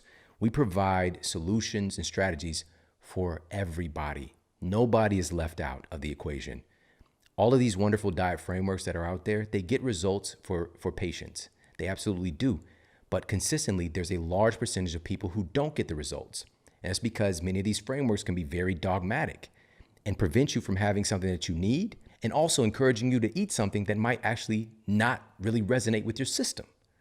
All right. So we have to keep both of those in context. So moving on and looking at, again, rich sources of potassium. We're just starting here. This is the first list. It's the first list. And also probiotic/prebiotic capacities to support your microbes that help to create your sleep-related hormones and neurotransmitters. We also have yogurt is in this category. Again, clinically proven. It's a great source of potassium. And also we get in this conversation, what kind of yogurt? Well, obviously it's not Go-Gurt. We're not talking about Go-Gurt. The squirtable, like artificial colored, like whatever, that stuff. Okay. So ideally we want to get full fat. And we talk about this in Eat Smarter, the nuances, whether you're doing the plant-based or, the dairy-based, but we want to avoid, it should be coming from a source that's also consuming its normal diet. So ideally, if it's grass-fed, full fat, so it's actually the whole kit and caboodle, but also then there's plant-based versions of yogurt that are becoming very popular today. It doesn't have as much clinical evidence to its benefit, but tests are being done all the time. And I just want us to be able to have the data at hand that exists and use it if we deem it something good for us. And also in that camp, when we're talking about potassium, we've got fish like mackerel and salmon. They don't meet the prebiotic fiber rule necessarily, but they're also exceptional sources of potassium. So there's a wide spectrum of different foods. This is just some. We definitely, please hear me, you have to be consistent every day target something that has a good source of potassium because it's required to build your sleep-related hormones and neurotransmitters. All right, this electrolyte, because our bodies are largely running on this kind of electrical currency. It helps our cells to literally communicate. Our brain cells need electrolytes in order to communicate. Signal transduction. They cannot talk to each other unless we have adequate electrolytes. Okay, now next up, before we dive into more specific foods and nutrients we want to target, again, to build our sleep-related hormones and neurotransmitters, even that's not going to matter much if we don't remove the cause, remove the things that are damaging our sleep-related hormones, neurotransmitters, and our microbes, our microbiome, that all of this associated activity is controlling our sleep quality on so many different levels that we've already covered. So we need to remove the cause of the problem, what can be hurting us. And so we're going to just go through a few of these. All of these are listed out in Eat Smarter. But peer-reviewed studies have shown that each of these have, again, proven detrimental impact on your gut bacteria. All right, the same gut bacteria that communicate with your cells in your gut, creating your sleep-related hormones and neurotransmitters. These are proven. Agricultural chemicals, pesticides, fungicides, herbicides, rodenticides. Side means to kill. It means to kill, right? The suffix side means to kill, but it's not going to kill anything in you. It just kills the little pesties. You're made. We are more of these single-celled organisms than we are human cells by far. All right. Our microbiome is that. It's these very small entities that are very susceptible to chemical exposure. Most agricultural chemicals, the vast majority of the thousands of them, thousands approved for use for growing human food by our EPA, right? Environmental Protection Agency. Why are they allowing so much? I thought you were going to protect me. I'm part of the environment. EPA? Nah, it doesn't work like that. These organizations, we have to look out for ourselves and we have to encourage policy change. All right. So, but these chemicals, they're either estrogenic or neurogenic. So estrogenic, meaning that they disrupt the reproductive cycle of very small organisms. Or they're neurogenic, damaging the nervous system of these various, small organisms. And just say, again, something that I was kind of miseducated about in school is the nature of a bacteria cell, right? The single-celled organism doesn't have a brain. It's not smart. Oh, now we know. The bacteria communicate with each other. They respond to pain. They respond to changing conditions. That sounds very similar to a nervous system to me. We might call it something else. It's not human. But these things, now again, they're proven to cause significant damage to us. I talked about recently chlorpyrifos, one of the most widely used pesticides. And the multiple studies showing how it's caused significant brain damage to children. Pregnant mothers who were exposed to this chemical, again, approved by the EPA. It's red tape right now. It's supposed to be banned. It's at the Senate floor. It's at the courts, whatever.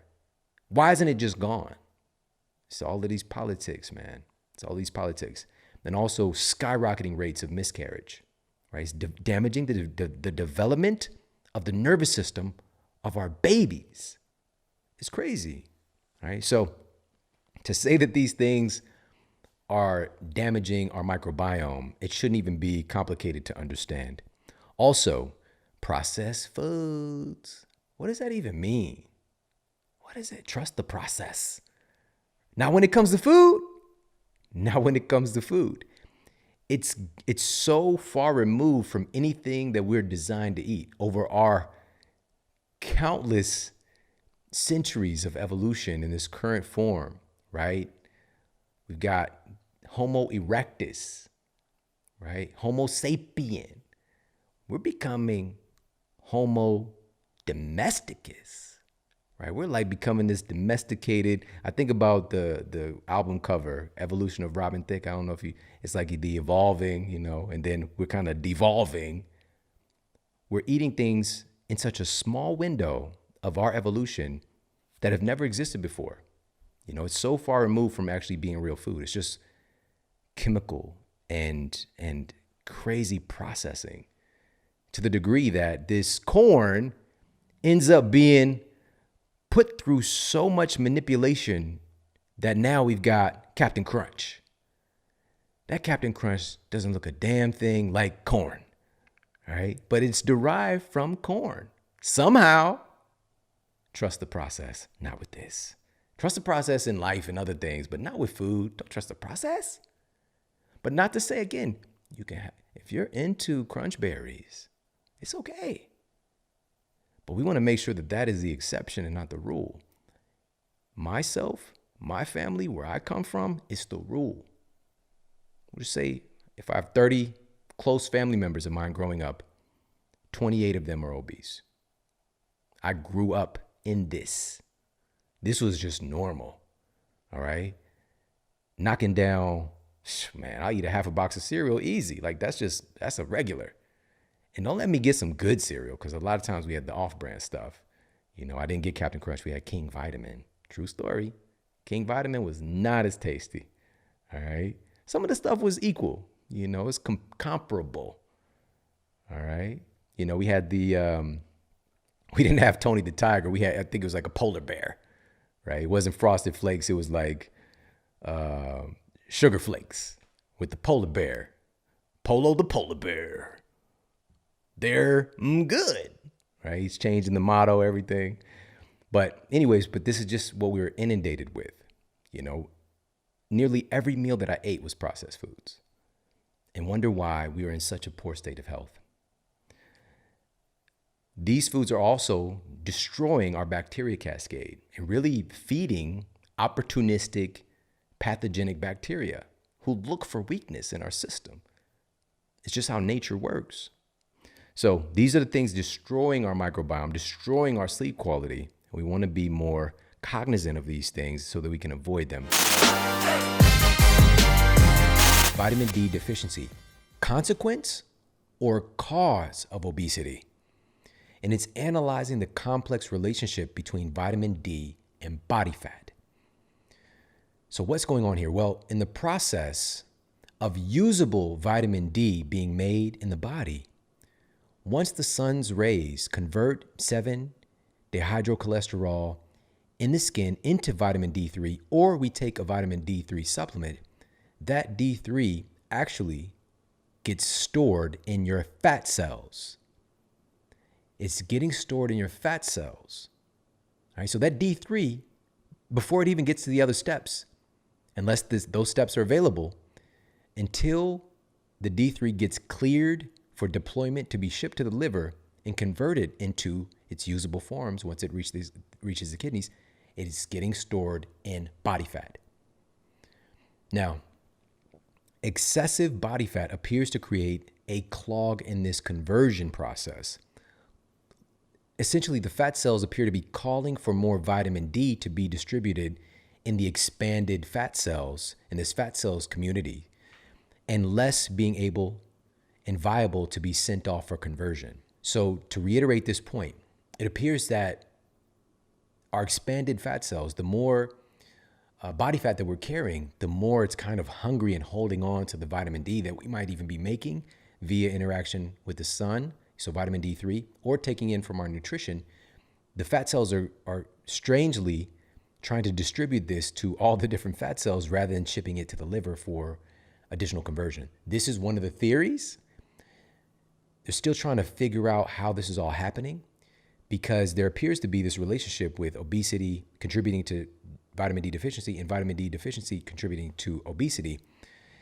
In this study, they're looking at lacking usable vitamin D could be blunting metabolic processes and encouraging obesity. And obesity is blocking the availability to create more usable vitamin D. So these two issues are feeding into each other. And we've got to look at the underlying mechanisms here and what we can do to actually reduce our rate of body fat. Because vitamin D is a player in that. That's what it really appears to be, that it's actually helping to modulate and control our rate of obesity, but it's not the only thing. There are so many other things that we can do to help to reduce that body fat so the vitamin D conversion happens more normally and effortlessly. So obviously, and also the same thing with in regards, and this is where this is going, in regards to our immune system function, even though we might be supplementing with vitamin D, it still has to get converted. So this is calling forth another call to action for us to, yes, vitamin D supplementation, mass administration of the study mentioned before is a great idea. Very low potential side effects. And your body will do more conversion if it has it available, period. But we also need to employ other things to support our immune system right now as well. And one of the things that I regularly utilize, and my family as well, we want to look at, again, more immunomodulating, immunoregulatory nutrients, like what actually has real peer-reviewed clinical evidence that it can help to modulate and support the immune system. Because we might have this state where we have this, quote, cytokine storm, where the immune system is overactive. That cytokine storm is not a virus that does the thing. It's our immune system response. Our immune system is doing it. So bringing that immune system response where it needs to be, or if we're not having a proper response, helping to modulate and bring the immune system up. One of the most noted, and this is published in the journal, Recent Patents on Inflammation and Drug Discovery, revealed that the medicinal mushroom reishi has potent anti-inflammatory action, plus it possesses immunomodulating and immunopotentiating capabilities. Come on, reishi. Another study, and this was published in Mediators of Inflammation, noted that the polysaccharides in reishi were found to enhance the proliferation of our T cells and B cells. Immunomodulators, we have access. They work incredibly well with keeping our bodies healthy. Plus, this is the great thing about real food and things that have a long history, not invented literally months ago, invented last week. Here's the new one. We got the new formula for it. No, thousands of years, documented history. It's been used for centuries. If we're talking about reishi, it's not just going to be good for one thing. It's going to be good for many other things when we're talking about what the human body really thrives on, versus this drug being for this one use and it has all these negative side effects for everything else in your system. One of the reasons that I really love reishi is that it's so supportive of our sleep.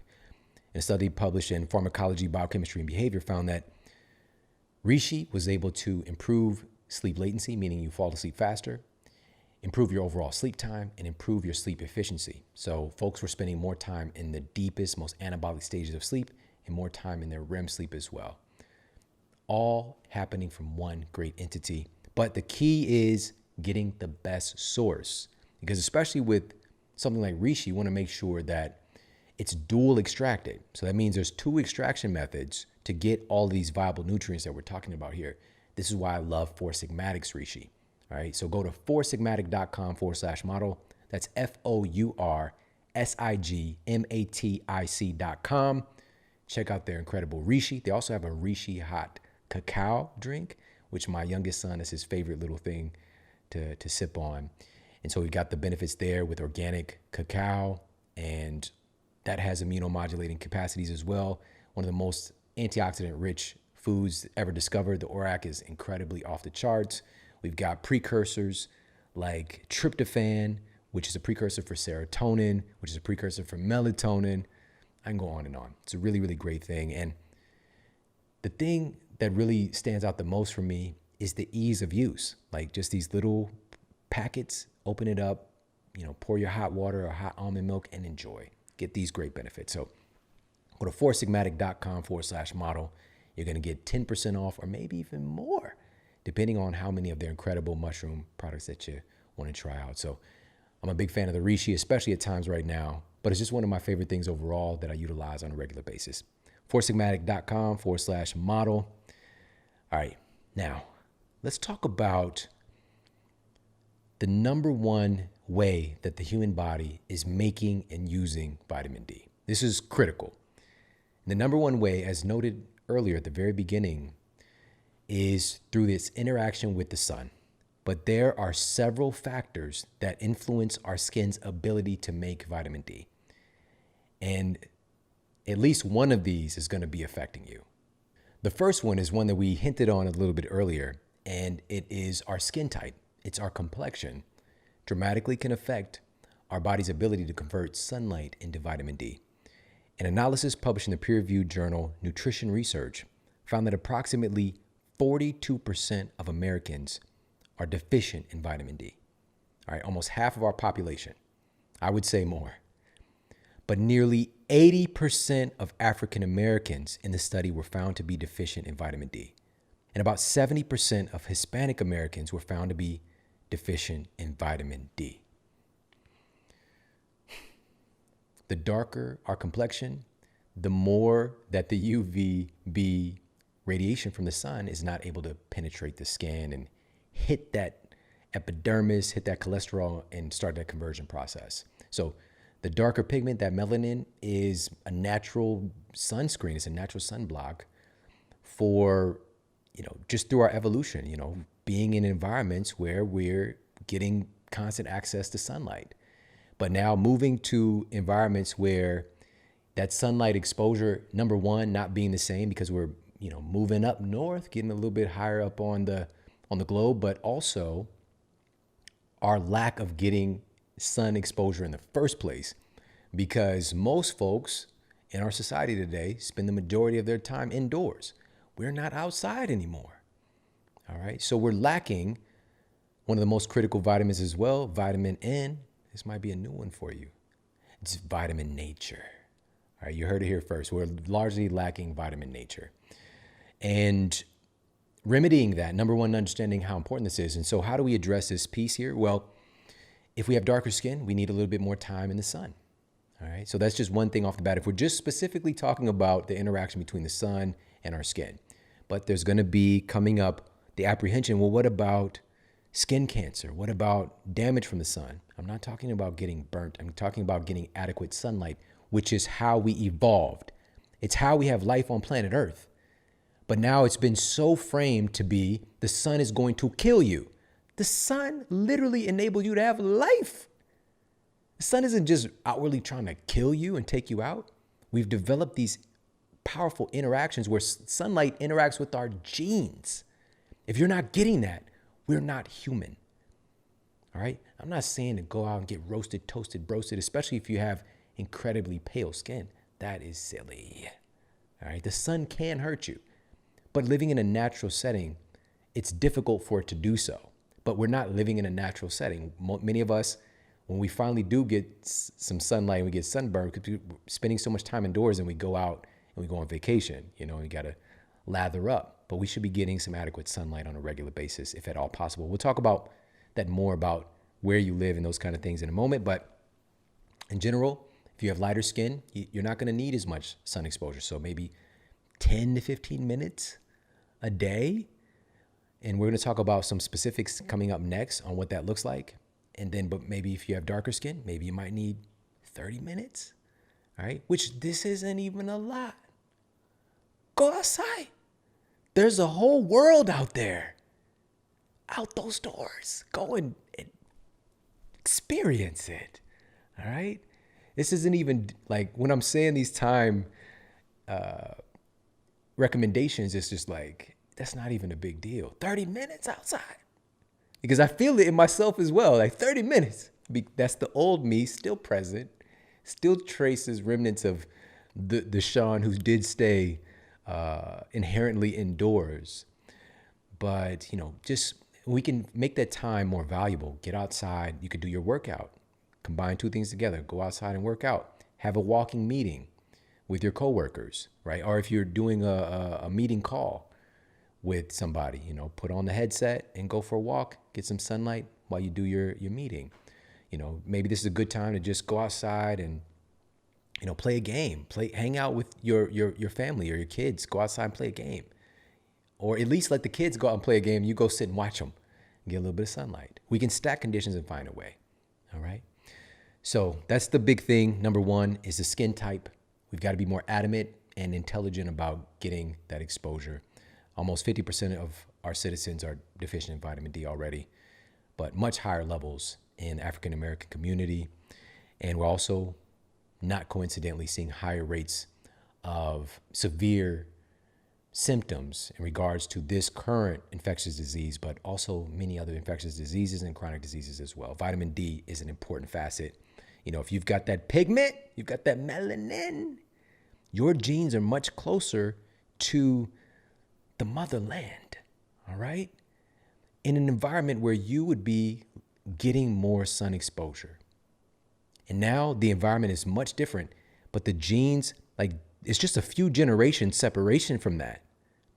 And so that change in environment is so harsh. This is one of the reasons we're having such high rates of chronic disease in our communities. Sun exposure is one of those major culprits. Of course, being inundated with poor food, stress, all these things matter. We got to take each piece back into our power, take control of the things that we can control. And one of the things we can control for free is getting a little bit more sunlight intentionally. So that's number one, is skin type. Other factors that can affect your skin's ability to make vitamin D. Number two is the time of day.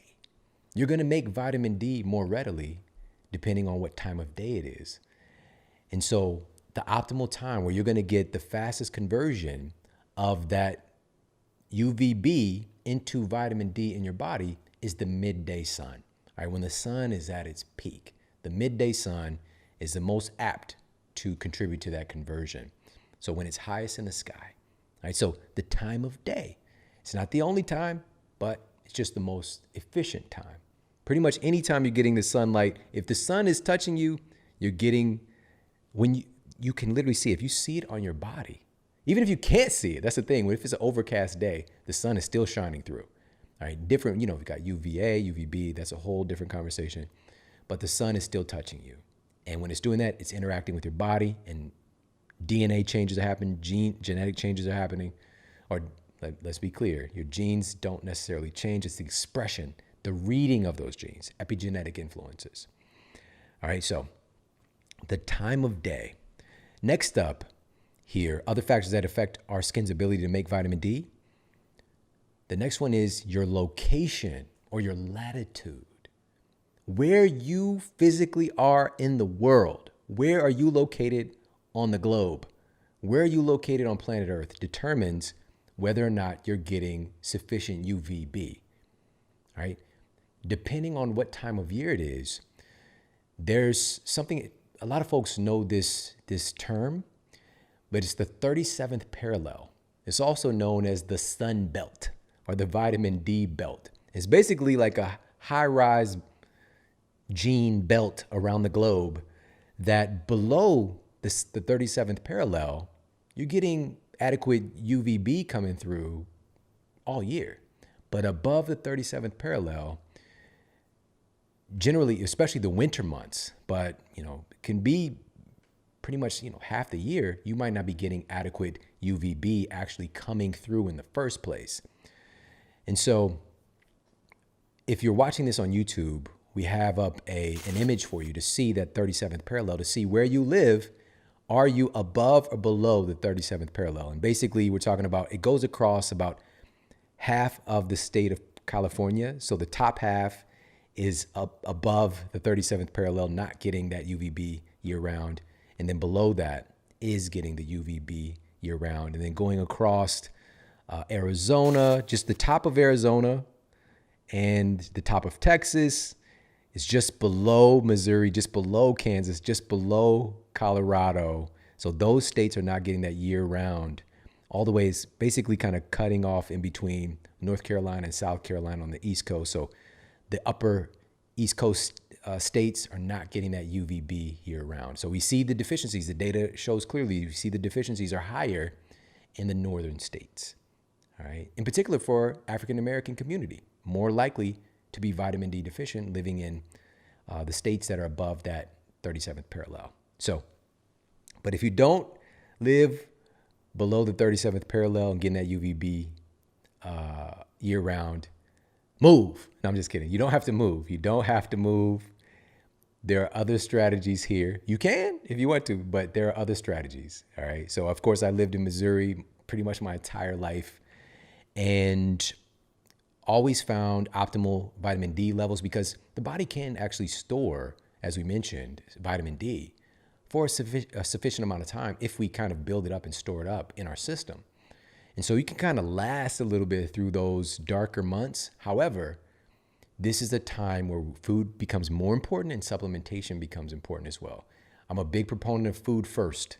And so we're going to talk about that. But this is definitely a spot for some smart supplementation. But that comes with some important caveats, which we'll get to in a moment. So that's the third one here on other factors that affect our skin's ability to make vitamin D. So we got skin type, time of day, and your latitude, your location. Number 4 is the time of year. The time of year affects the amount of UVB that you're getting from the sun. No matter where you are, the amount of sunlight available is going to change depending on the time of year. In the winter months, the days are much shorter, and this is the height, funny enough, of vitamin D deficiencies each year. So just think about this cognitively. During the winter months, during that time of year, when the days are a little bit darker, a little bit shorter, when is cold and flu season taking place? Just think about that. A brilliant pathologist named Dr. Ryan Cole said, quote, "There is no such thing as cold and flu season. There is only low vitamin D season," unquote. And us truly understanding today in this vitamin D masterclass, how important vitamin D is for regulating our immune system, our hormones, our DNA, and our genetic expression, we can start to understand how true that statement is. Because if you think about it, why suddenly is the world making me sick? Like the rest of the year is cool, but now it's like cold and flu season. What changes? And we think, oh, it's because it's cold. So we call it a cold, it's because it's cold. No. You know about cryotherapy? You know about the Iceman Wim Hof, right? He's actually doing this cold. His immune system is being studied by all these scientists. All these documentaries are being made about him because of his immune system's resilience. It's not the cold. The cold doesn't give you the cold. Put a coat on, you're going to catch cold. You don't catch cold, man. How do you you don't catch a cold? That's not how it works. It's deficiency that enables a lot of times, most of the time, opportunistic bacteria, viruses, things that we're already carrying around on our bodies. We don't catch something the majority of the time. It's something we're already carrying around with us when our immune system gets compromised because we're vitamin D deficient. So again, he said, there is no such thing as cold and flu season. There is only low vitamin D season. All right, so the time of year matters. And that's going to be a big concern that comes up is like, well, what about, I live in, New York. I live in Michigan. And during the winter months, I can't even get any sunlight in the first place. Like it's freezing outside. When you can, during the months when the sun is shining, first and foremost, the most important thing is be more adamant about getting yourself access to real sunlight.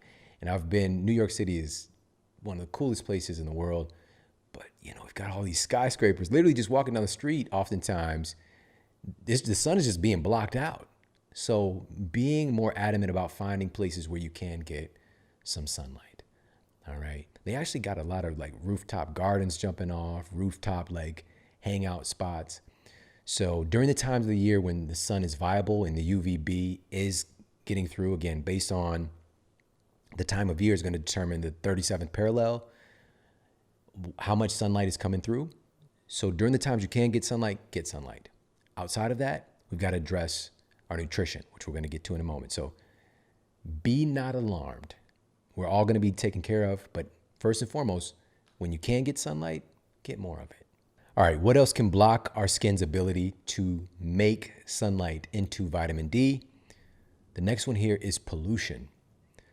A study published in the journal Nature Reviews Endocrinology determined that air pollution can be a causative agent in vitamin D deficiency. All right, again, It's not so much what the sun is doing, it's our interaction with nature and what we're doing, creating this symptom. We're creating the environment where, we're creating pollution where the sun isn't able to interact with our bodies normally. This could even potentially have certain rays of the sun being able to pierce through without the complementary rays, right? So we get into that conversation. So pollution. So if you're in a place that has more pollution, your likelihood of vitamin D deficiency can go up. And right now, there's a really big press by some of the wealthiest people in the world to deal with climate change and global warming to effectively start to block out the sun by adding some components to our atmosphere, by adding some chemicals to our atmosphere, some synthetic chemicals to our atmosphere to block out the sun's radiation. This is a real thing.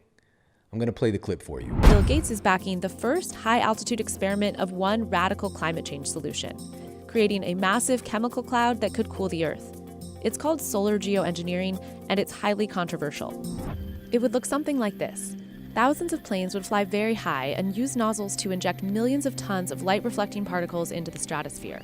It would create a thin chemical cloud of those particles around the whole planet, blocking some sunlight from reaching the surface.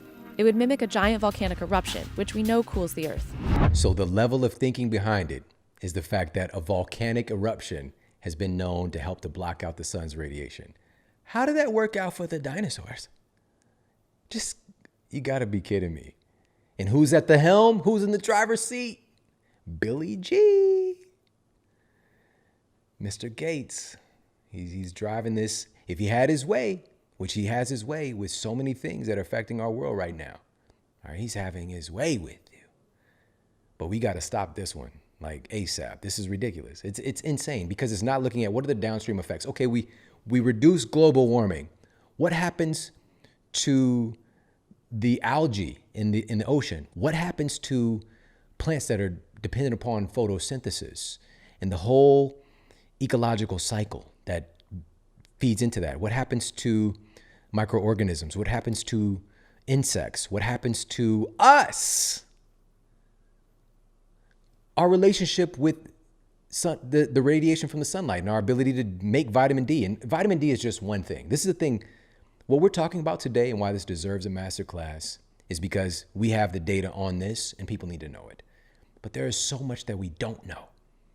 Sun exposure and its interaction with the human body, because again, the sun enabled us to have life here on this planet. We don't even understand all of the things that it's doing for us and that delicate interaction. And now we're going to let's put some synthetic chemicals coating around the earth to block the sun out. That sounds like some evil genius movie thing. Like, oh, going to block out the sun. Are you kidding me? This isn't a movie. We got to stop letting Billy G run. Are you kidding me? Come on. With the sweater? How? He seems super unthreatening, but those be the ones. So again, also, greatest financier right now of the WHO. Dictating so many things about mandates, so many things about this huge press to bring another pharmaceutical drug to the market. Make sure everybody gets it, healthy or not. Abandon your logic. He's in the driver's seat. Now, I usually don't even. Microsoft is cool. Whatever. But you're messing with my family. You're messing with my world family. We're not going to have that. So anyways, let's move on. Billy G is not my lover. All right. 6, another factor that can decrease our skin's ability to make vitamin D by interacting with the sun is age. So as we progress in age, we can have a reduction. We have photoreceptors in our skin that literally read and pick up light. And so just that interaction can get a little bit off. But for me, the biggest culprit underlying that is our abnormal aging. All right. So the way that we age today and the data that we have is based on people who are not healthy, unhealthy aging. And so in healthy populations, this isn't that big of an issue. But for the average person today, as we age, yeah, it's going to be an issue. All right. Not necessarily a big issue. It's going to add to that overall equation, but healthy aging, living an active lifestyle, eating healthy food, because our food is what's creating our skin, by the way. All right, this all starts from this root of the cholesterol in our skin as well. And cholesterol is a dirty word. Well, it's been a dirty word. So all of these things matter. Our nutrition matters. So age is another factor here, and we'll share one more that can reduce our skin's ability to make vitamin D: sunscreen. This is kind of Captain Obvious. And now we get into that debate, but we've got to look at the media inundating us with this idea that the sun is going to kill people and slathering up with all of this sunscreen. Not that sunscreen can't be effective and safe and helpful, but number one, what's in your sunscreen? Because many of the most popular brands of sunscreen have notable, actually from the WHO, carcinogens in them, cancer-causing agents, ingredients in the sunscreen. You could slather up on this stuff and the sun is just baking cancer into you, but it's not that kind of cancer, it's a different kind of cancer. So be aware of the type of sunscreen, like get the most natural, chemical-free that you can if you're utilizing sunscreen. But sunscreen does block out vitamin D. So your skin's ability reduces it dramatically, potentially, depending on your complexion, the sunscreen you're using, all these factors. So keep that in mind. We do want to have some sun exposure. Without sunscreen, I'm not saying to bake yourself, but that's the most efficient and effective and natural way to make vitamin D. But also, check this out. Low vitamin D is actually a major risk factor for skin cancer. You see how it goes together, all right? So we need the vitamin D to defend us from skin cancer. Who knew? We did. We knew. All right. Now let's dive in and talk about some specific food sources. So the number one way that we're making vitamin D is through its interaction with our skin and the sunlight. Food sources, food first. Vitamin D is obviously critically important. We've talked about that in depth. Here's some of the best food sources. Right out of the gate, one of the most notable, and these are just going to be based on peer-reviewed evidence. Wild-caught salmon is the very top of the list as far as vitamin D food source. Wild-caught salmon has an average of about 900 IU of vitamin D per 3.5 ounce serving, right? That's right up there. However, and this is important, farm-raised salmon contains only 25% of that amount. Still, one serving of farm-raised salmon, again, like just 25% of that, so we're still getting around 200 IU of vitamin D. So still pretty hefty amount from food. Other types of fatty fish like halibut, mackerel, same in that same ballpark, 200, maybe 300 IU per 3.5 ounce serving. But the one that has the most clinical evidence is cod liver oil. And it has about 448 IU per teaspoon. Now, this has been used for generations, cod liver oil, as prevention and treatment for vitamin D deficiencies in children. So this was the big thing of kids with the rickets, cod liver oil. Cod liver oil for a long, long time. All right, moving on. Egg yolks. A typical egg yolk contains about 40 IU of vitamin D, but a study published in the journal Nutrition found that pasture-raised chickens that roam outside in the sunlight produce eggs with levels 3 to 4 times higher. So if chickens get to do chicken things, being in the sun, eating chicken food, pecking around, higher levels of vitamin D in the yolk. So what about some vegetarian and vegan sources? Well, the biggest one here is mushrooms. Mushrooms are another top source of vitamin D, though, this is important, they're rich in vitamin D2, not D3. D3 is coming from the animal forms, which, according to data cited in the American Journal of Clinical Nutrition, vitamin D3 may be up to 2 times more effective and efficient for the human body. than vitamin D2. All right, so I want you to keep that in mind. So where's the distinction here with the mushrooms? Wild mushrooms can easily contain 2,000 IU of vitamin D2 per 3.5 ounce serving. But farmed mushrooms that are not grown in sunlight contain very little vitamin D at all. Now, another very strange source of vitamin D for the average American is actually through vitamin D fortified foods. So these are processed foods that manufacturers are adding vitamin D to in an effort to eliminate vitamin D deficiencies. Now, this has been going on for decades. And again, these are generally coming in heavily processed foods. So like, white bread, it's enriched, fortified with vitamins and minerals. These crazy breakfast cereals, I was definitely a founding member of the Cereal Addicts Anonymous. All right. So the Lucky Charms, the Fruit Loops, the Honey Nut Cheerios, these heart healthy foods, right? Cheerios is heart healthy, fortified with vitamin D.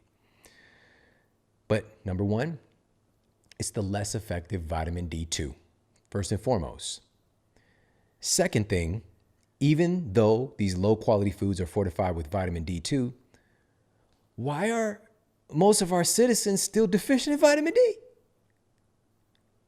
Just a logical question. Clearly, something is off here. So leaning on this fortification process, these fortified food sources of vitamin D is probably not effective.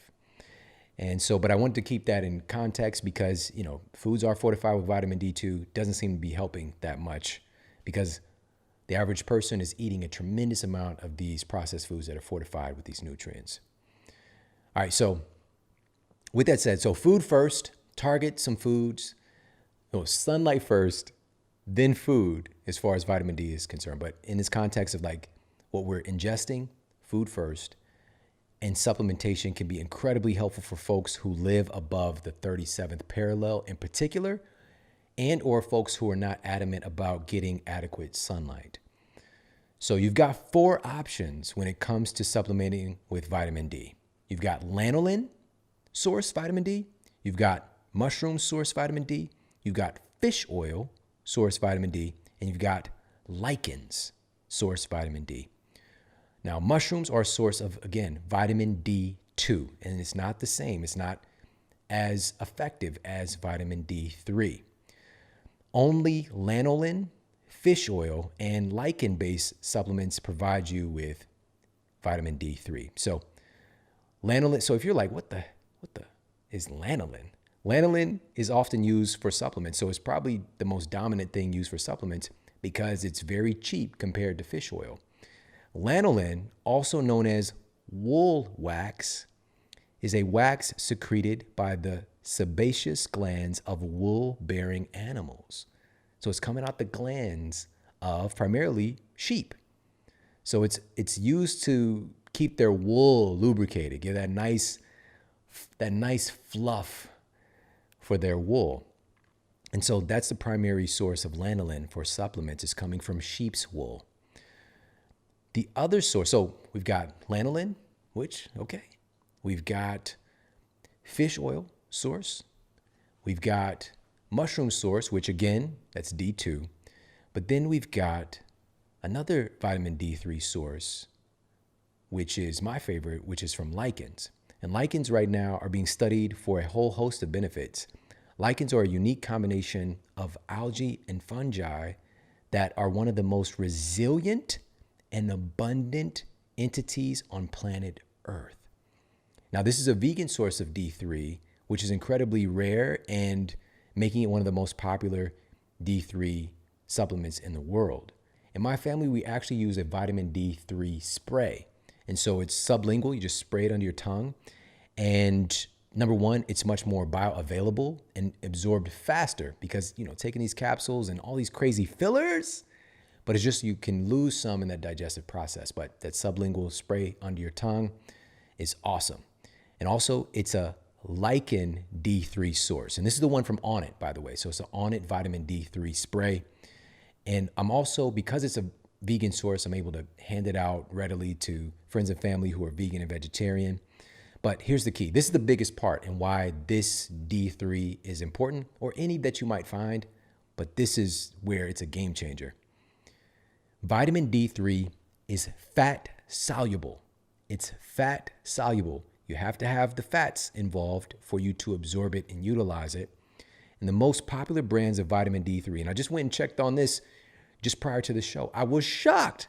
Most of the most popular brands that people are buying for D3 are encapsulated with horrendous, heavily refined soybean oil and corn oil. Because again, it's fat soluble. Let's just throw some soybean oil in there.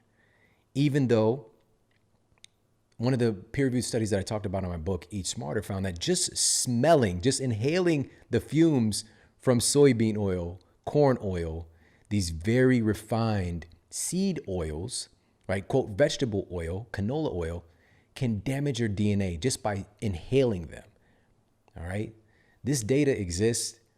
The processing involved in getting oil from a soybean is incredibly abnormal. The refineries, like the deodorizing process, all the chemicals added, it shouldn't even be ingested by humans. And so most vitamin D3 supplements are swimming in soybean and corn oil, but Honest D3 spray actually is using a base of medium chain triglyceride oil from coconut. All right, so coconut derived, natural, tasty flavors. Check it out. Go to onnit.com/model. That's ONNIT.com/model. You get 10% off the vitamin D3 spray and all their other incredible earth-grown nutrients, earth-grown source foods and supplements. I love those guys. onnit.com/model. Now, this is an incredibly important topic because our immune system right now is of the utmost importance in helping to increase our resilience and decrease our susceptibility to infectious diseases. And as you found out about vitamin D3, also reducing our risk of chronic diseases, everything from autoimmune conditions to cancer. Vitamin D3 in particular is that important. So my mission today is to encourage more Americans to get the D. All right. If more Americans get the D, it's going to solve a lot of our problems overall. All right. So I want you to be a part of that mission, to get the D and also give the D as gifts, all right, to other people. And I think we can help to bring more love and connection to our world at large. But seriously, I appreciate you so much. And this is just one aspect of real food and real nutrition that needs to be the top conversation that's being had. All right. These are the things that our genes literally expect us to have. Our genes expect us to interact with the sun, to produce vitamin D, and also to extract vitamin D from our food. Answering the question, why do some people simply not like vegetables? Part of it definitely has to do with conditions. All right, let's be clear, especially in our culture. But occasionally, and this is what we're going to talk about now, demystifying this, they might be someone who's in the category of people known as a super taster. A super taster is someone who experiences the sense of taste with far greater intensity than the average person. In particular, some studies demonstrate an increased sensitivity to bitter tastes, i.e. vegetables, for super tasters. It's believed to be due to a genetic predisposition how super tasters end up with their super taste. Some people actually have more taste buds and receptors on their tongue with this genetic predisposition.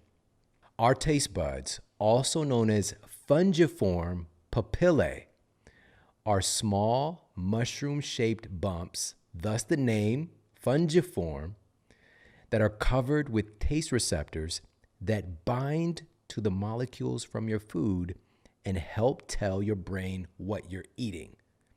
Really, really cool stuff. Now, super tasters appear to be more sensitive to flavors because of their extra budded tongues. And there are five identified categories of flavor. All right, this is just what we know. There's 5 categories: sweet, salty, sour, bitter, and umami. All right, umami. So it's kind of like that savory type flavor indication. Now, super tasters are particularly sensitive, again, to bitter flavors in foods such as green vegetables, which was my kryptonite. Why is kryptonite green? Matter of fact, shout out to DC Comics and the Snyder Cut. Did you see the Snyder Cut yet? 4-hour movie. Much better than the original, let's just be honest. And also, it didn't seem like it was 4 hours. It definitely seemed like a long movie, but 4 hours, unprecedented. Incredible story with Zack Snyder. Look into it. What happened with him originally filming the movie and somebody else taking over and him coming back for the Snyder Cut. But kryptonite's green. Somebody didn't like vegetables who's writing DC Comics. All right. Now, again, there are 5 categories, well noted, and super tasters are particularly sensitive to bitter flavors in foods such as green vegetables, coffee. A super taster, no. Coffee it's not one of their, it's one of those moments like it will repel you, that first sip of coffee. But super tasters, this doesn't mean they won't drink coffee. They're just gonna probably have a lot of stuff in it. All right, they got a little coffee sprinkled in with a lot of cream and sugar or whatever they put into those frappuccinos out there on the streets. All right, unicorn frappuccinos. Also, even dark chocolate, for example, like forget about it. Like they want their chocolate on the lighter side. They wanted Beyonce complexion, all right? That's where super tasters are gonna want their chocolate. Not the darker chocolate, which has the more benefits. No disrespect to Beyonce, all right? But for the super tasters, the bitter, not the so better. According to a report from the NIH, approximately 25% of people are super tasters, while 50% of people are, quote, normal tasters. And the remaining 25% of people are at the other end of the spectrum whose sense of taste isn't very strong. And they're labeled as, quote, non-tasters. Now, I think this is a bit dramatic to say you're a non-taster. You have no taste. You have no taste. I'm not going to just completely agree with the labeling. And any of these things, as you're going to see, have some wiggle room. All right, wiggle, wiggle. Now, we truly do experience the world in different ways. And this is the big thing I'm trying to bring forward. When two people are eating the same food, they're tasting completely different things. It's incredible. It's incredible, but it can also kind of gum up and create these experiences where people have their preferences.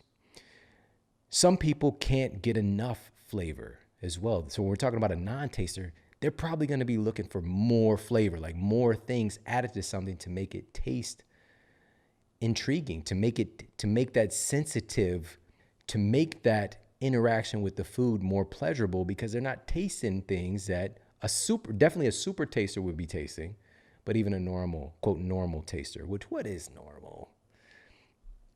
So some people can't get enough flavor, while some people are just getting slapped in the tongue with flavor.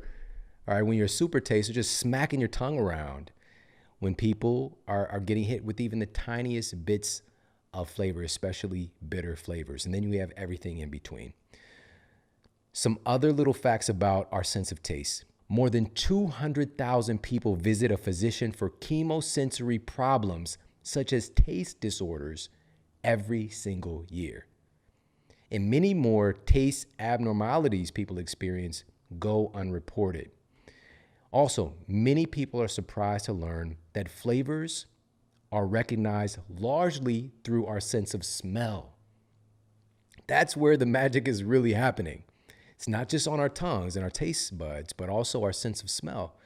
And this is why, for example, when you get a cold, when you get a little stuffy, your food tastes different because you can't smell it. It's not that your taste buds are misfunctioning or malfunctioning. It's because our sense of smell is not combining and creating the magic that we experience with our taste sensations. Now, our taste cells, along with our smell cells, are the only sensory cells that are regularly replaced throughout a person's lifespan. All right, so these cells are just regularly replaced compared to our other sensory cells. Now, another fun fact is that our taste cells and our smell cells are the only sensory cells that are regularly replaced throughout our lifetime. Our taste cells usually last about just 10 days. So there's a lot of turnover happening in your mouth. All right, you could take what you want from that statement. Regardless, our sense of taste is not static. This is very important to understand. It still adjusts based on your inputs. So you've probably heard the term, quote, palate change. A palate change. Well, this is actually a real phenomenon. In trying to explain how this happens behind the scenes, researchers at the University of Buffalo published data suggesting that proactively trying more bitter foods changes proteins in saliva that affect how we perceive the taste of food. So super taster or not, interacting with different foods consistently will change the way your body interacts with them. Several studies have also found simple nutrient deficiencies can change the sensitivity of your taste buds. For example, researchers at St. John University noted that a zinc deficiency can derange our sense of taste. Other nutrients like vitamin D, vitamin A, B12, and even copper have all been noted to influence our taste sensitivities. These are all things to consider, and this is such a big reason why addressing our underlying nutrient needs optimizes so many things about us, because food isn't just food, it's information. Food isn't just food, it's information. It literally changes our operating systems. It changes how our entire physiology, how every cell in our body interacts with the rest of the world. And, for myself, when I started to actually include more nutrient-dense foods into my life proactively, consciously, when I asked a fundamental question, when I was diagnosed with a so-called incurable arthritic condition of my spine when I was just a kid, I was 20 years old, a degenerative bone condition where I broke my hip at track practice, for example. My body was just breaking down, and I had the audacity to finally ask, what are my tissues made of? What are my discs in between the vertebrae of my spine? What are they made of? What are my bones made of? And once I asked this question, I started to actually dive into the research, being that I was still in school, in college at the time, and having some accessibility and being able to research. I found that what was being marketed to me as necessary for human health wasn't what was actually necessary for human health. There was an array, about a couple of dozen critical nutrients to increasing my bone density. Many of them I had never even heard of. So I started to find out about things like sulfur and silica and how even omega-3 fatty acids are needed to improve bone density. And I wasn't getting any of this on my drive-through window diet that I was on previously. So when I started to change my inputs, including more nutrient-dense foods that had the raw materials, you cannot regenerate your body if you don't give your body the raw materials it needs to do the job. Very simple, fundamental principle that's not talked about in conventional medicine. It's not talked about in what would be real healthcare, which is giving your body the nutrients that it needs to thrive. And so when I started to do this, when my inputs changed, my outputs changed, my thoughts changed, my actions in the world, I just gained a level of clarity. My energy changed. All of these different things changed about me. And also my palate changed.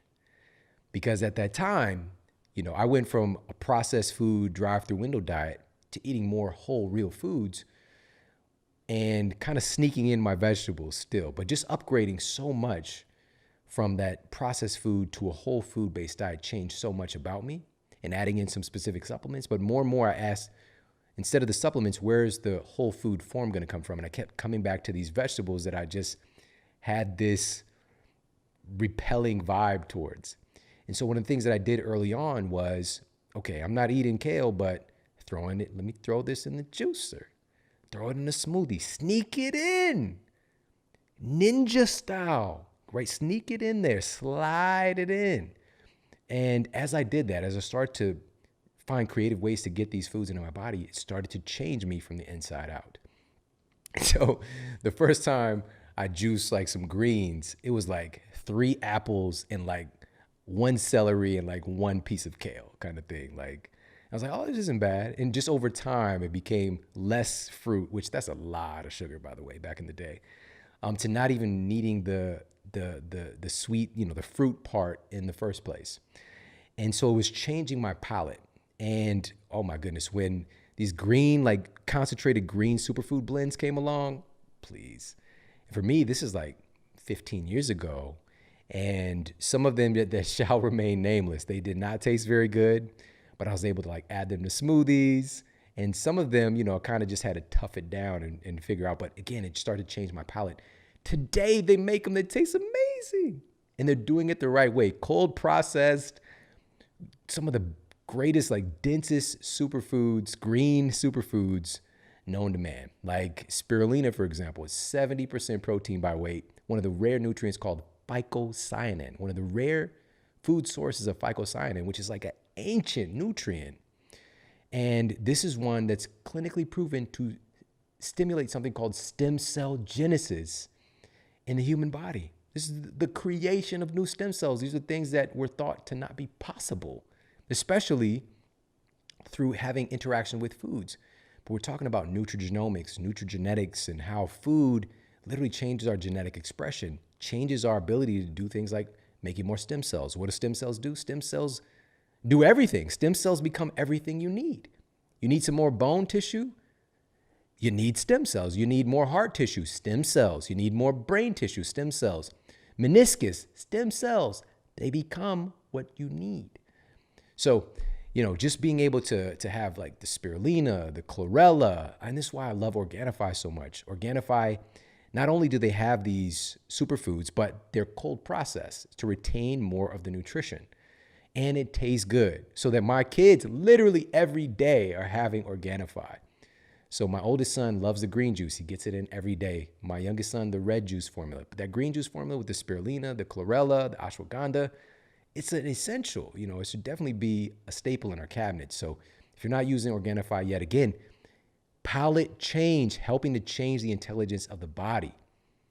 And these are things that I literally did myself early on, and I didn't know that I was doing them. That was changing my palate and making me crave and want foods that were better for my body than my drive-through window diet that I was more attracted to prior to really getting this knowledge. So head over to Organifi.com/model. That's ORGANIFI.com/model.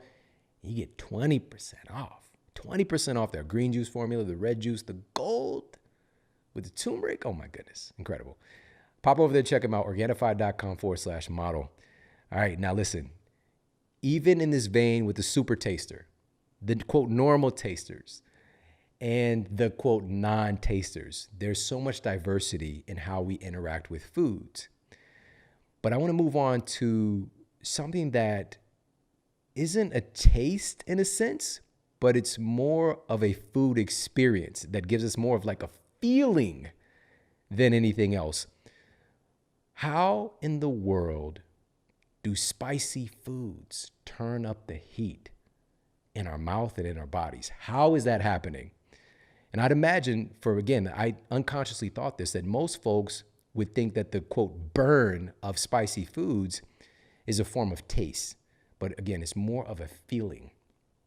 In fact, the two sensory experiences are related, so our taste and that the feeling experience, which we'll talk about more, but they're also very distinct. Spicy foods innervate the tongue in the same way, interacting with the papillae. But there's an additional pain system that is triggered by compounds in spicy food that are located everywhere throughout the body, not just your tongue. So you can have the experience of this kind of thermal effect everywhere. Capsaicin is the main active ingredient in spicy food, and it binds to a special class of receptors inside of our mouth called VR1 receptors.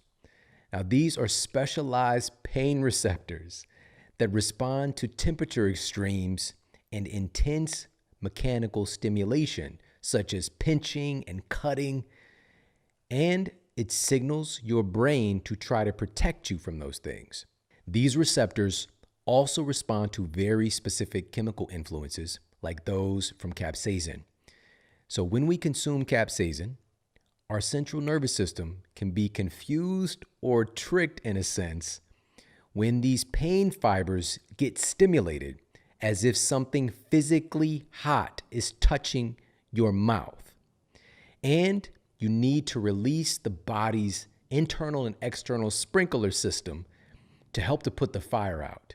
And as you know, spicy foods can induce sweating, accelerate the heart rate, all kinds of system-wide changes can take place.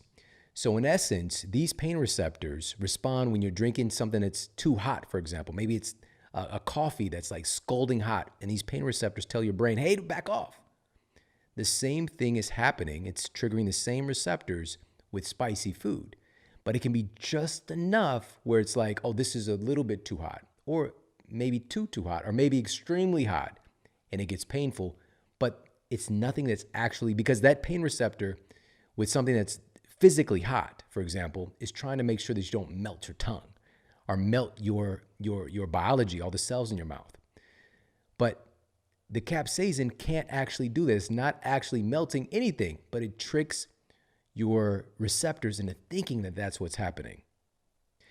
Now, when these pain sensors get triggered, this also stimulates the release of endorphins, right? These feel-good compounds.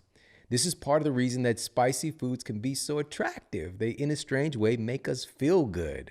Another interesting fact is that not only do different people have extremely different tastes and experiences as far as like feelings associated with food, but different animals sense flavors and stimulations from food differently as well. For example, it appears that birds don't register the effects of capsaicin like mammals do. Birds can peck on the hottest of hot peppers and not be bothered. All right? It's as if they evolved alongside some kind of a partnership with hot peppers, so that the birds, because they're flying to different places, dropping off those leftovers from the peppers, dropping off those seeds, and they created like a little bit of a partnership, because it's tricking your brain into thinking that it's physically hurting you, but it's not. All right, but for birds, they don't seem to be bothered. Now, again, birds can have the hottest of the hottest peppers. I remember I was at this restaurant and I was with some, weird, like get along gang type of eclectic. I didn't know how I ended up there. All right. And we had the meal. Then at the end of the meal, they brought this little plate, and it had this drop of fluid right in the middle of the plate, like a little sauce, like a little like dark burgundy sauce, and a bunch of toothpicks. And I'm just like, what is this? This is already weird enough. The whole vibe of the thing is weird enough. I was traveling in from St. Louis to LA, funny enough. And this was probably, I don't know, maybe 10 years ago. So much stuff was new to me. And so people start picking up the toothpick at people who were affiliated with this experience and dipped it into the little dollop of sauce. Like it was tiny. It was like the size of smaller than a dime. Dipped it into the sauce and then put it on their tongue. And I'm like, I guess when in Rome, I guess. And so I did it, and then I put the dollop on my tongue, and it felt as if I was getting a full body tattoo once that stuff hit my tongue. And come to find out, it was some like crazy exclusive ghost pepper or some other kind. I don't even remember the name. What's beyond a ghost? It was a freaking, I don't know, vampire pepper. All right. It was like a whole different level.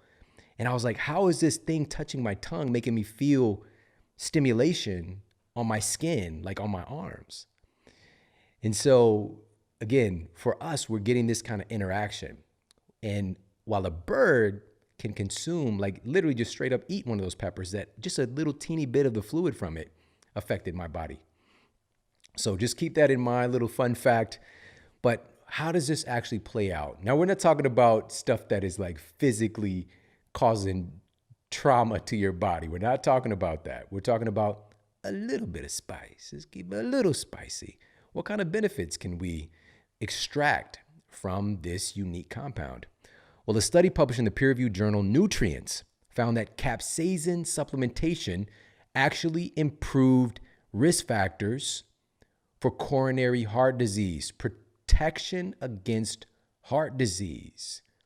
All right, that's really interesting that it has that kind of capacity. Well, there's another study that was published in 2016 where scientists concluded that capsaicin is actually able to increase the body's ratio of brown adipose tissue. It can actually help to nudge beige fat cells that can either become white adipose tissue, which is storage body fat, into being brown adipose tissue. So this is a type of body fat that burns fat. And again, we talked about these in depth on that episode detailing how metabolism works. So make sure to check out that episode after this one. But the bottom line is hot food, spicy food actually has this not just thermogenic effect where it's kind of increasing our metabolism temporarily, but literally shifting the ratio of body fat. So we got storage fats, we've got structural fats, and we've got fats that actually burn fat for fuel. So it's really, really cool stuff. Now, additionally, several studies have also noted capsaicin's incredible ability to help with pain relief. And this was really interesting too. A study from the Harvard School of Public Health found that people who eat spicy foods daily have about a 14% lower risk of death from all causes than people who eat spicy foods once a week. Now, the researchers analyzed the health and nutrition data from nearly 500,000 people in this particular study and found this interesting correlation. After accounting for several other influential factors, spicy food stood out somehow. Now, again, this isn't necessarily causation, but it's an interesting data point nonetheless. So spicy food is tied to improvements potentially with our body fat ratio, cardiovascular health, relieving pain, increasing endorphins, and also potentially adding to that recipe of extending our lifespan. Pretty cool stuff. So spicy foods, you can spice up just about anything. You could spice up adding peppers, and obviously it's something that's dried and used, like cayenne pepper, for example, for savory dishes, even combining it with sweet foods, having a little bit of cinnamon along with some chocolate. And cinnamon, for example, is actually something that's been utilized for quite some time. So we can think outside the box and utilize peppers, spicy peppers, cayenne pepper, and even whole peppers in different ways. All right, so again, from spicy to sweet, savory dishes, and just adding it in. If it feels good, add it in. A little spice can go a long way. Now, next up in our venture into the strange relationship that certain foods have on our bodies is another common one that many people experience. Have you ever been snacking on some fresh pineapple and experienced some stinging in your mouth? Or maybe a little bit of like pins and needles sensation, or maybe even some weird numbness? Well, there's a unique enzyme in pineapple called bromelain that has the remarkable ability to break down protein. In your mouth, all the structures in your mouth are made from protein.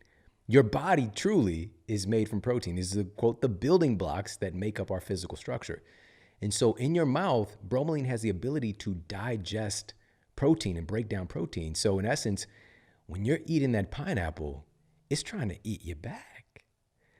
So when we're having this situation, this hit me and I'll hit you back situation taking place with pineapple, this is happening in our mouth. And so the question for me came up, well, what about the rest of my body? Like, what about the downstream effects with the pineapple since it's digesting protein? But once it hits your stomach acids and other compounds actually render bromelain harmless. And in fact, it helps it to become a potent anti-inflammatory nutrient in our bodies, according to data cited in the journal Clinical Immunology. Now, you might be wondering why a journal dedicated to immunology is investigating this pineapple compound in the first place. Well, another study published in the journal Cellular Immunology found that bromelain can actually act as an immunomodulator in the body, helping the immune system to increase or decrease itself based on kind of an upper level intelligence, a modulation, instead of just this one lane, like what happens with synthetic drugs, for example. It pushes your immune system in one direction. It either increases the immune system performance or it suppresses the immune system. Foods like pineapple, like bromelain, appear to have an immunomodulating capacity where it helps your immune system to modulate and to go up if it needs to, or even go down if it needs to. And when we're talking about why would it need to go down? Well, what if we're having an excessive immune response, right? Or an autoimmune reaction? There can be some potential here. And this is what they're studying with bromelain being able to help the immune system to reach a state of homeostasis and balance and improvement overall. Now, there are many other benefits that are seen with pineapples in the data. Another one, this is conducted by researchers at the University of Southampton in the UK, found that bromelain can be an effective treatment for osteoarthritis. Pretty cool. And also, again, just overall, pineapple is very high in vitamin C and antioxidants, and this may lean into why it's helpful for the immune system somehow. But more research is being done. Food has these really interesting capacities. So pineapple is one that's pretty easy to utilize. It might be with your favorite yogurt, for example, dairy or non-dairy versions. It might be something that you're adding in a fruit, a fruit mix, right? A fruit cocktail. I mean, let me be 100. I used to hate pineapple because it would come in a little fruit cocktail that you get at school, and it always it was not yellow. It was like translucent white. Like it was just like, what is that? And just threw the whole vibe out. If I was trying to eat the peach, it had the peaches, the grapes in there. The pineapple just was suspicious to me. But that's not real pineapple, all right? Fresh pineapple. And so there are many different ways to add it in. So quote, fruit salad, or just eating some, snacking on it just, just alone, adding it to different dishes. Again, I mentioned that it's something that breaks down protein. So it's been used historically for like tenderizing meat, for example, right? So you might think of like the luau, right? Shout out to everybody listening in Hawaii right now and being utilized that way. And also there are some weirdos out there putting pineapple on pizza, but you didn't hear that from me. All right. Shout out to everybody who likes pineapple on pizza. It might be me. I might be one of those weirdos. Probably not, but there's definitely somebody in my household who's a fan of pineapple on pizza. Not saying it's me, but it might be. All right, so pineapple is another one of those foods that has a very strange interaction with our body, but it also has some really remarkable benefits once we dive into the data. Now, our final strange interaction with foods and the human body seeks to answer the question, how are processed foods able to taste like things that they're not? So, for example, there's not actually any grapes in the grape soda. And there's not actually any chicken in the tofu chicken nuggets. How are we able to make things taste like things that they're not? Now, when it comes to grape soda, for example, I'm saying grape soda because that was my vibe, all right? That Vess grape soda, from where I'm from, it's a hood classic, all right? So having that as like something that I would go to quite often, the grape, the fruit punch, the strawberry soda, but the grape in particular has a little bit of a vibe, an essence of grape to it, but there's 0% grape juice in the grape soda. How are we able to do that? And by the way, it doesn't have to be perfect. The flavor notes don't have to match up perfectly to muddy up the waters in how foods are communicating with your brain. So how are they able to do this? There's something called a gas chromatograph that's able to now, we've been able to isolate flavors, isolate chemicals that denote flavors in foods.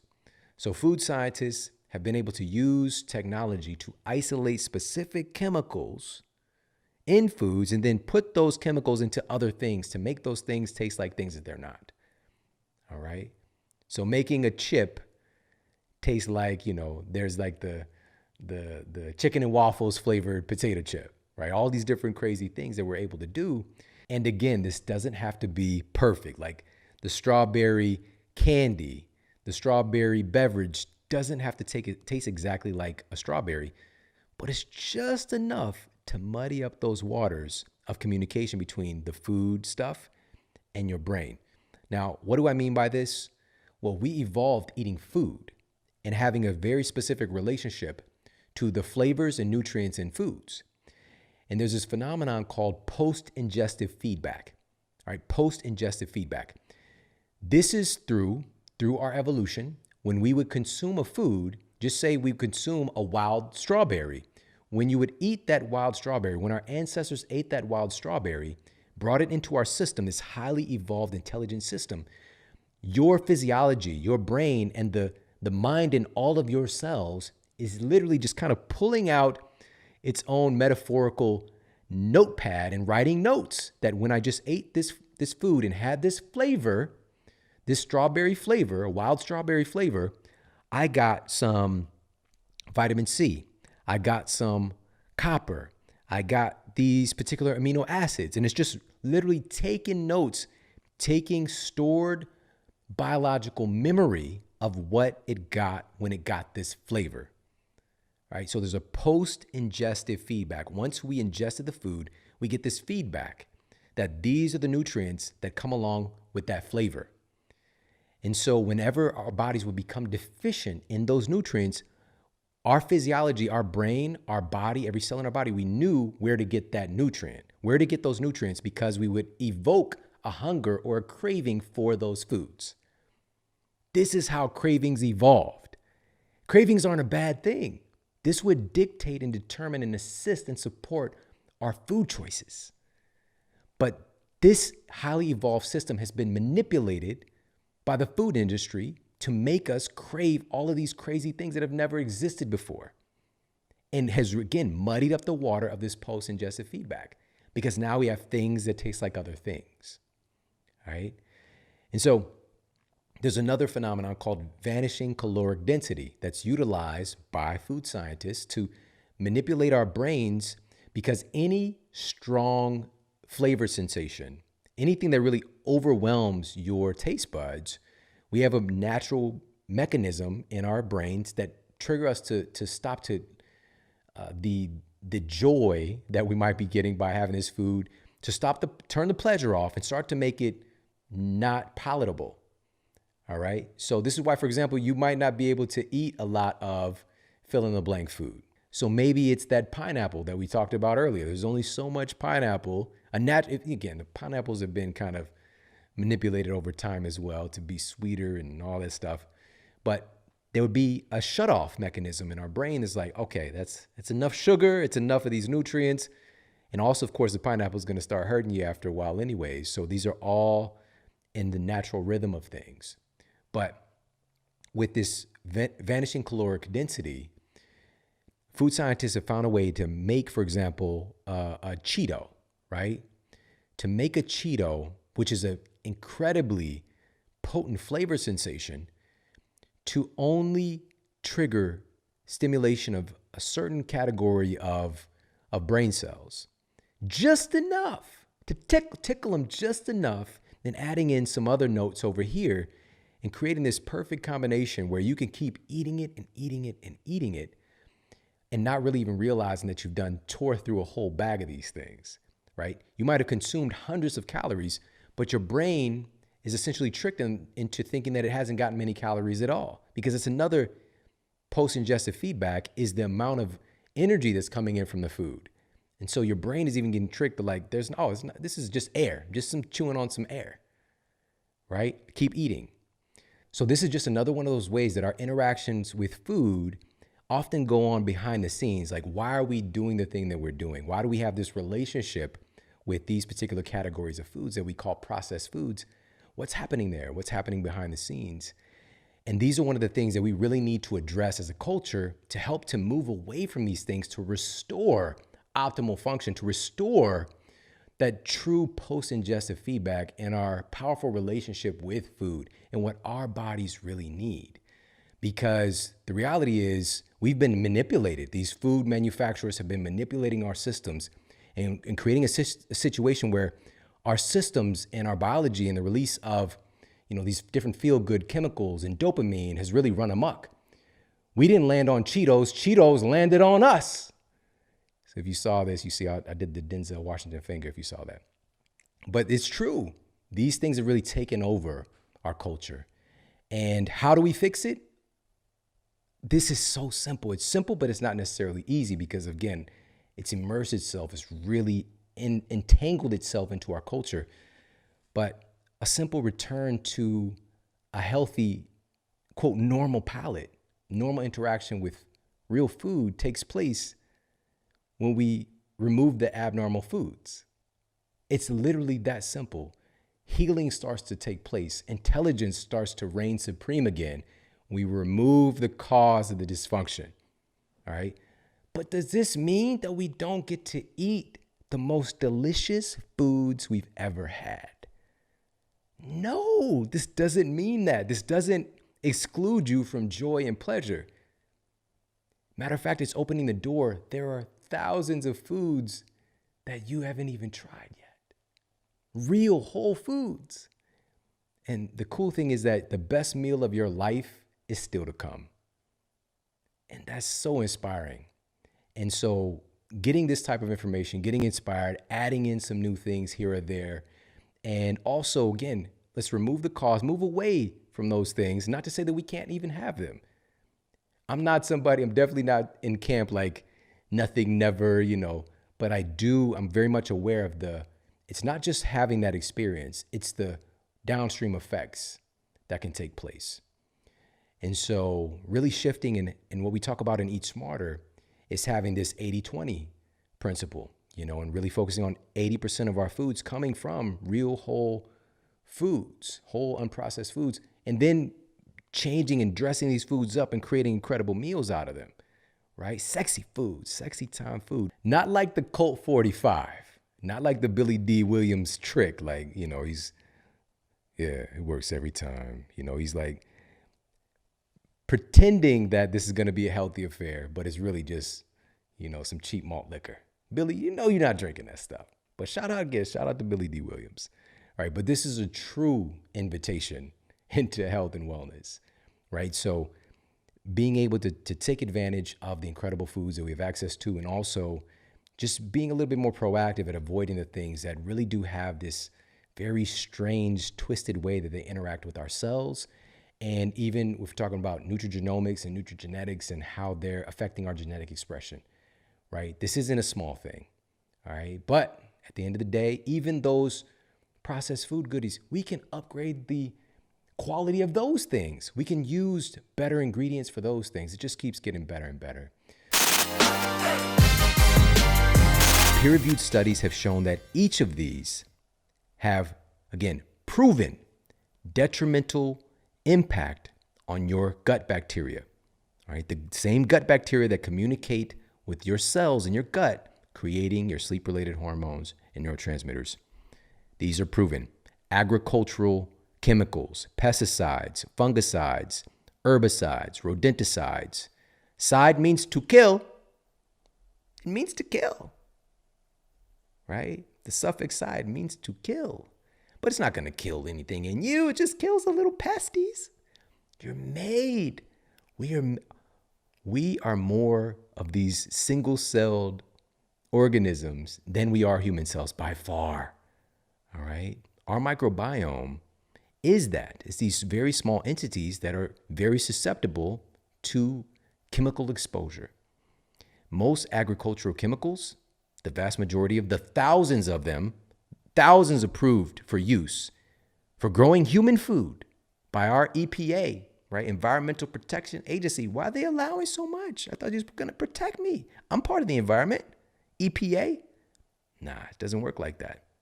These organizations, we have to look out for ourselves and we have to encourage policy change. All right. So, but these chemicals, they're either estrogenic or neurogenic. So estrogenic, meaning that they disrupt the reproductive cycle of very small organisms. Or they're neurogenic, damaging the nervous system of these various, small organisms. And just say, again, something that I was kind of miseducated about in school is the nature of a bacteria cell, right? The single-celled organism doesn't have a brain. It's not smart.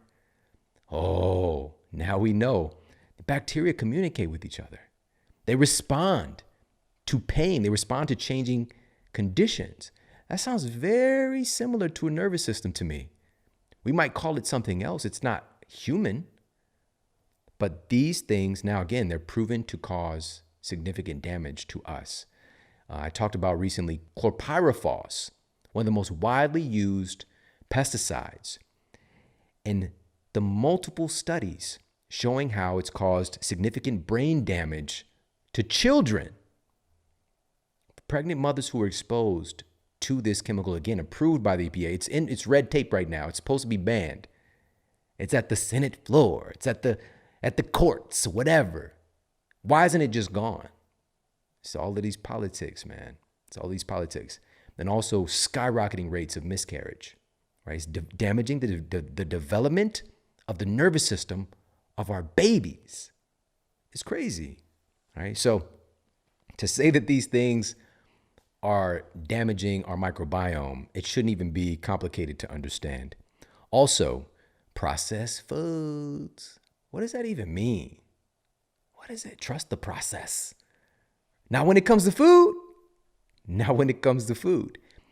It's so far removed from anything that we're designed to eat over our countless centuries of evolution in this current form, right?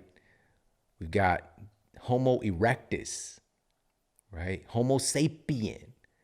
We're becoming Homo domesticus, right? We're like becoming this domesticated. I think about the album cover, Evolution of Robin Thicke. I don't know if it's like the evolving, you know, and then we're kind of devolving. We're eating things in such a small window of our evolution that have never existed before.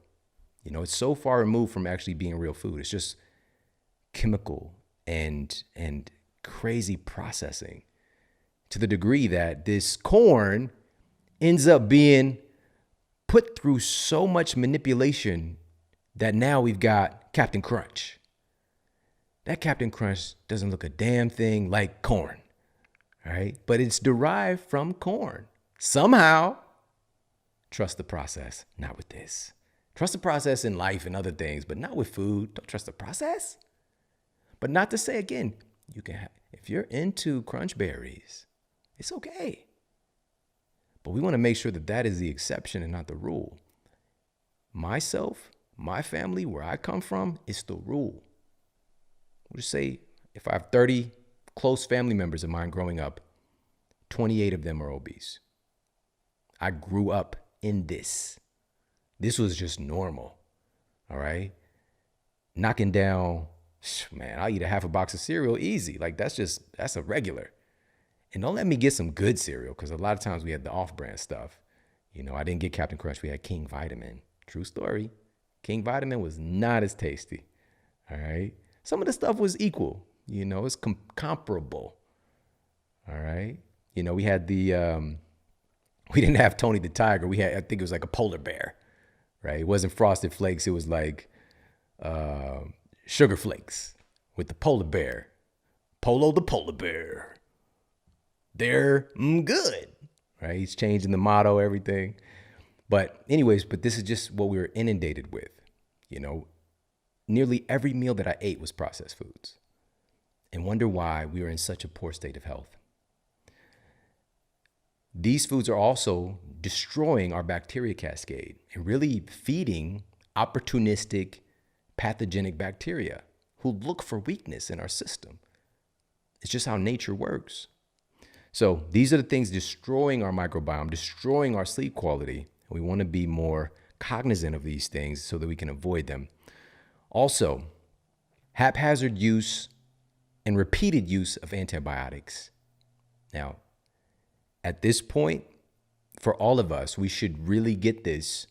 You need to be very aware of when you're getting a prescription for antibiotics, we want to make sure that it's for an actual bacterial infection. Because for years, they just handed out like candy. It didn't matter if it was fungal. It didn't matter if it's viral. It's called an antibiotic against life, an antibiotic, but specifically killing bacteria cells. All right. And 9 times out of 10, it doesn't care which bacteria that it's destroying. It's like a little bacterial nuclear bomb going off. It doesn't care what team the bacteria is on in most instances. So we want to be much more conscientious to ask questions, make sure that the appropriate diagnosis is there, because antibiotics can be incredibly helpful in the right circumstance. But the majority of the time, it's not necessary. And we've seen the ramifications as over the past few years, past few decades, we've destroyed our terrain. Our microbiome, when you look at the diversity of our microbes versus, and I shared this study in Eat Smarter, folks who are still eating more, something closer to their indigenous diet, right? More of the hunter-gatherer. They have 4 times more bacterial diversity in their gut than the average person here in America. We're losing, it's like a rainforest. We have a lot of endangered species and a lot of things have gone extinct.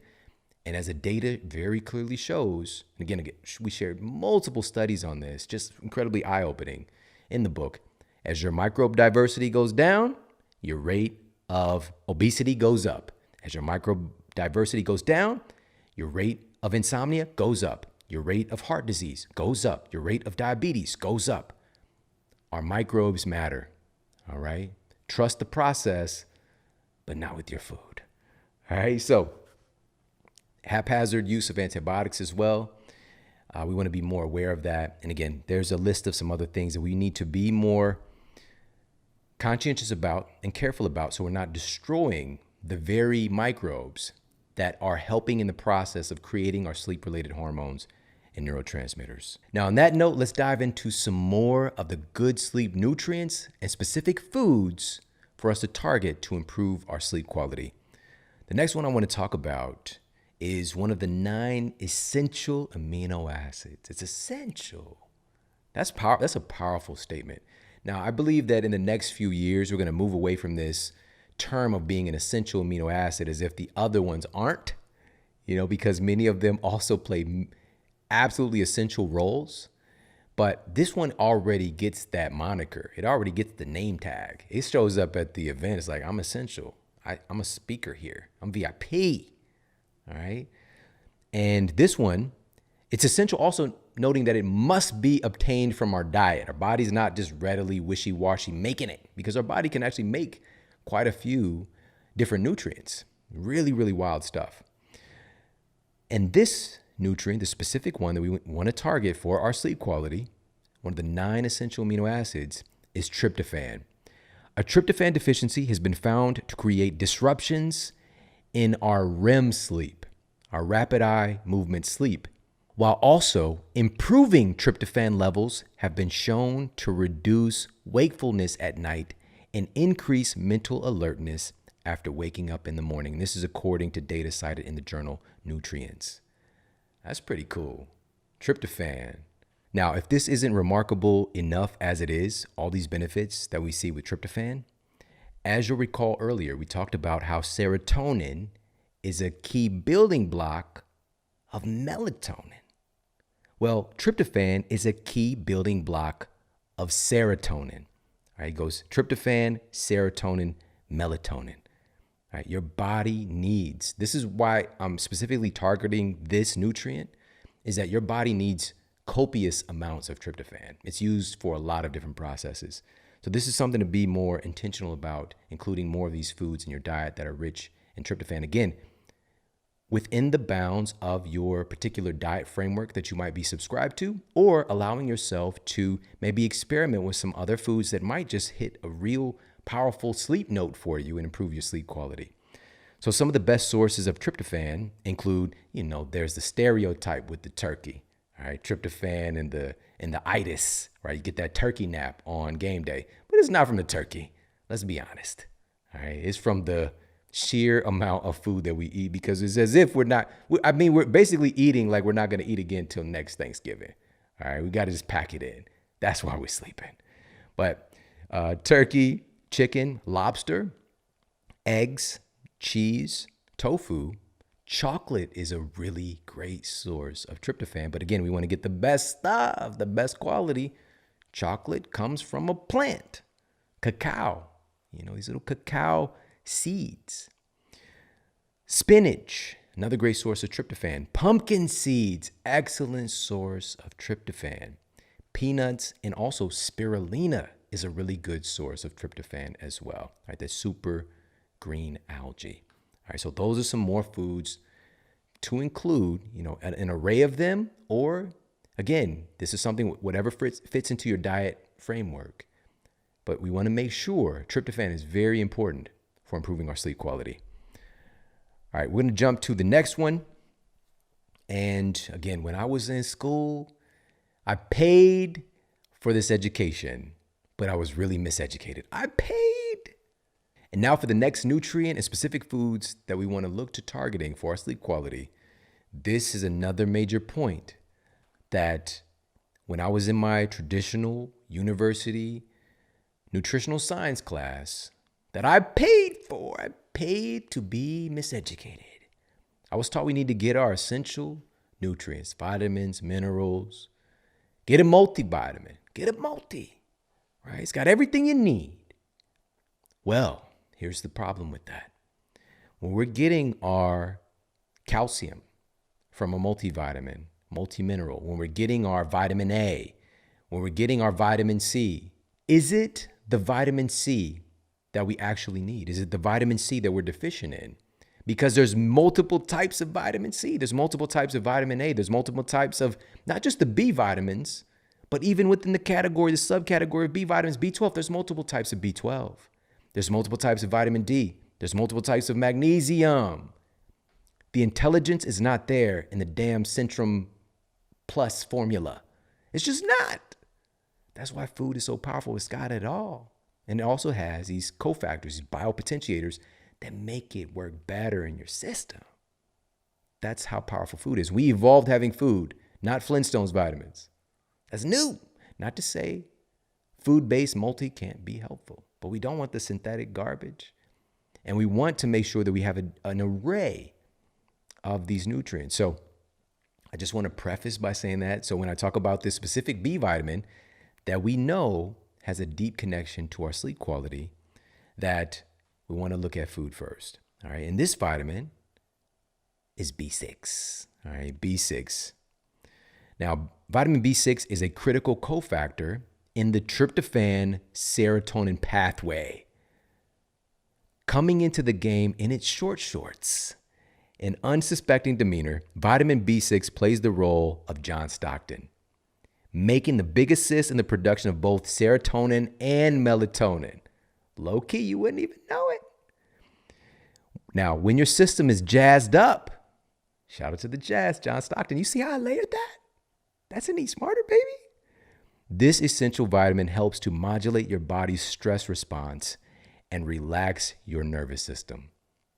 How often is our sleep disrupted simply because our sympathetic fight or flight nervous system, our levels of stress are just messing with us? B6 is essential in that pathway in helping to activate that parasympathetic rest and digest nervous system. That's how important it is. Some of the best sources of B6 are yogurt. There's yogurt again. It's got some value, but again, it's been used for thousands of years. Not the Go-Gurt, not the stuff we have today. Yogurt's got that B6. Salmon, tuna, eggs, chicken liver. It's a good source of B6. Chickpeas, spinach, sweet potatoes, and avocados. Now you can start to see some consistencies with foods that have more. They have multiple of these good sleep nutrients, right? So these are when we can start to stack it like, oh, wait a minute. Sweet potatoes are good for both. Get you a food who can do both, right? So B6 is one of these good sleep nutrients that we need to target. Again, targeting these foods at least several times a week, if not daily, because many of them your body needs pretty significant amounts because they're responsible for so many different functions. All right, let's jump to the next one. And this one I had to put into Eat Smarter because of data cited in the journals Appetite and the peer-reviewed journal PLOS One, Public Library of Science One, demonstrated that insufficient intake of vitamin C increases the likelihood of sleep disturbances and shortens the duration of overall sleep time. Moreover, listen to this. A 2009 study showed that a combination of vitamin C, which was 100 milligrams in this particular study, and vitamin E, which was 400 IU, taken twice daily, in addition to, this was folks who were dealing with significant sleep apnea, in addition to them using their positive airway pressure, CPAP administration, the combination of these nutrients helped to significantly reduce episodes of sleep apnea versus just using CPAP by itself. We want folks to not need the CPAP.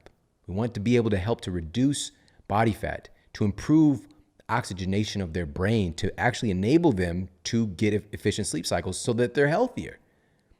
We're just treating a symptom still with the CPAP alone. And ultimately, all of these things are an option, but the part that's often left out of the equation is the nutrition side that makes everything happen. Because your lungs that it's trying to breathe, your lungs are made of food.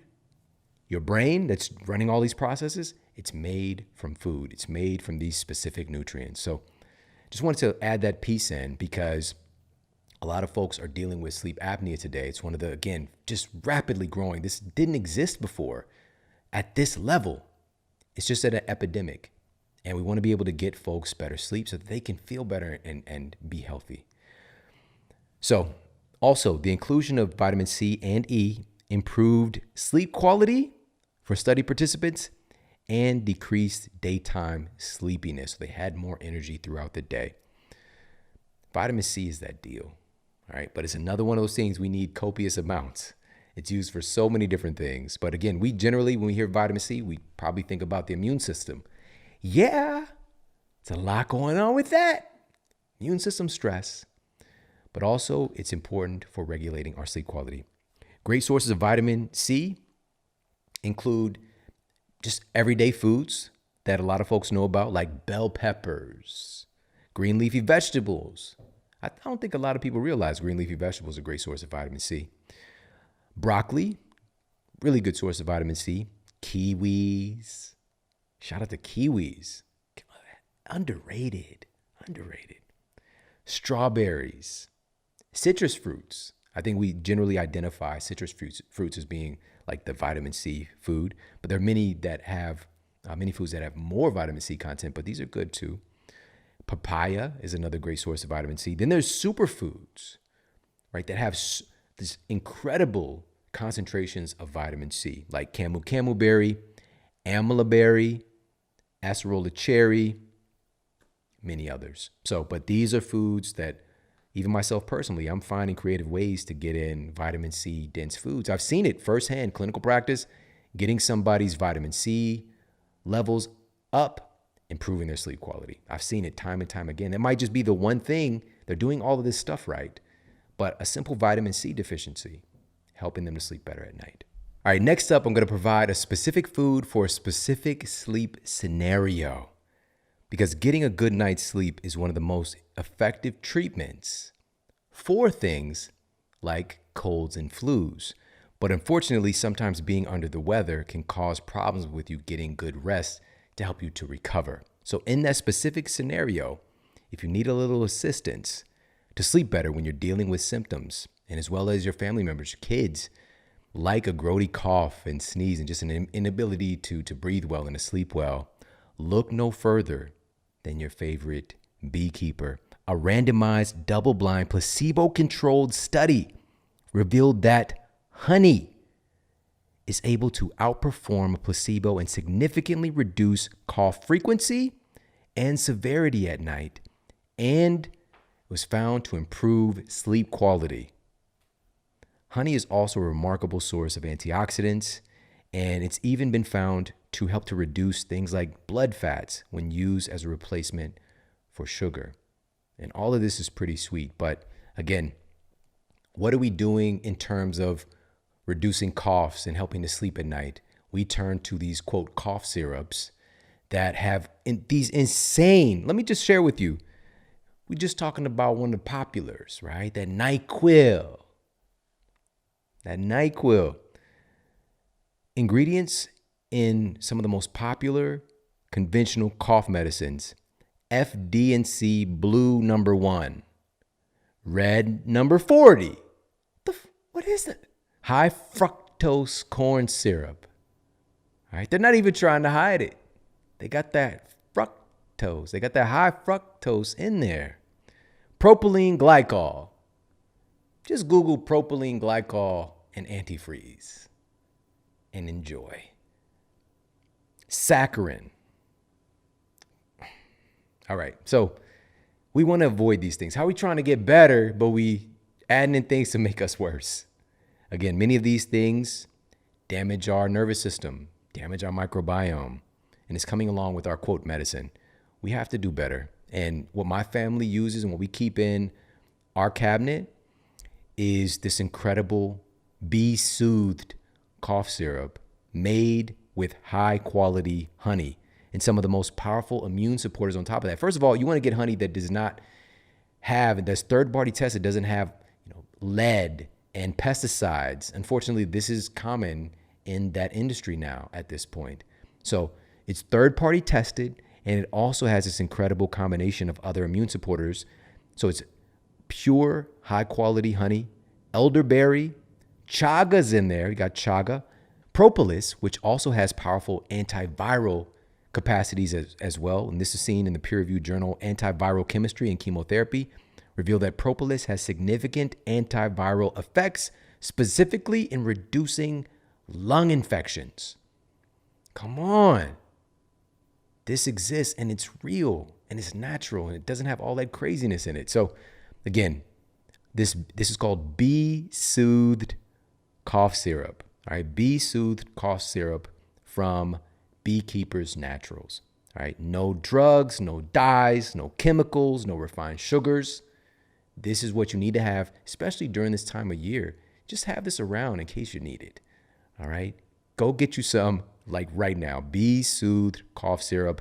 Go to beekeepersnaturals.com/model and you also get 15% off as well. So take advantage of that. That's BEEKEEPERS naturals.com/model. Again, that's BEEKEEPERS naturals.com/model. All right, so that was a specific food for a specific scenario. And we've got a list of these powerful, specific nutrients to build sleep-related hormones and neurotransmitters and eat smarter. Let's target another one. Again, there's many more, but we've got to talk about this one because it's so important. A 2016 study reported that magnesium is able to reduce the activity of your sympathetic fight or flight nervous system and turn on the activity of your parasympathetic rest and digest nervous system. And another study published in Pharmacological Reports states that magnesium is able to interact with inhibitory GABA receptors and induce anti-anxiety effects. Hakuna Matata. That's that Hakuna Matata vibe that magnesium provides. And one other double-blind, placebo-controlled study published in 2012 found that improving magnesium levels appears to improve sleep efficiency, improve melatonin function, reduce cortisol, and reduce wake after sleep onset. Come on now. Magnesium is the #1 mineral deficiency in our country. About 60% of our citizens are chronically deficient in magnesium. We have 115 million people who are regularly sleep deprived. Coincidence? We can do something about this. And again, how are we deficient in something that's abundant in real foods?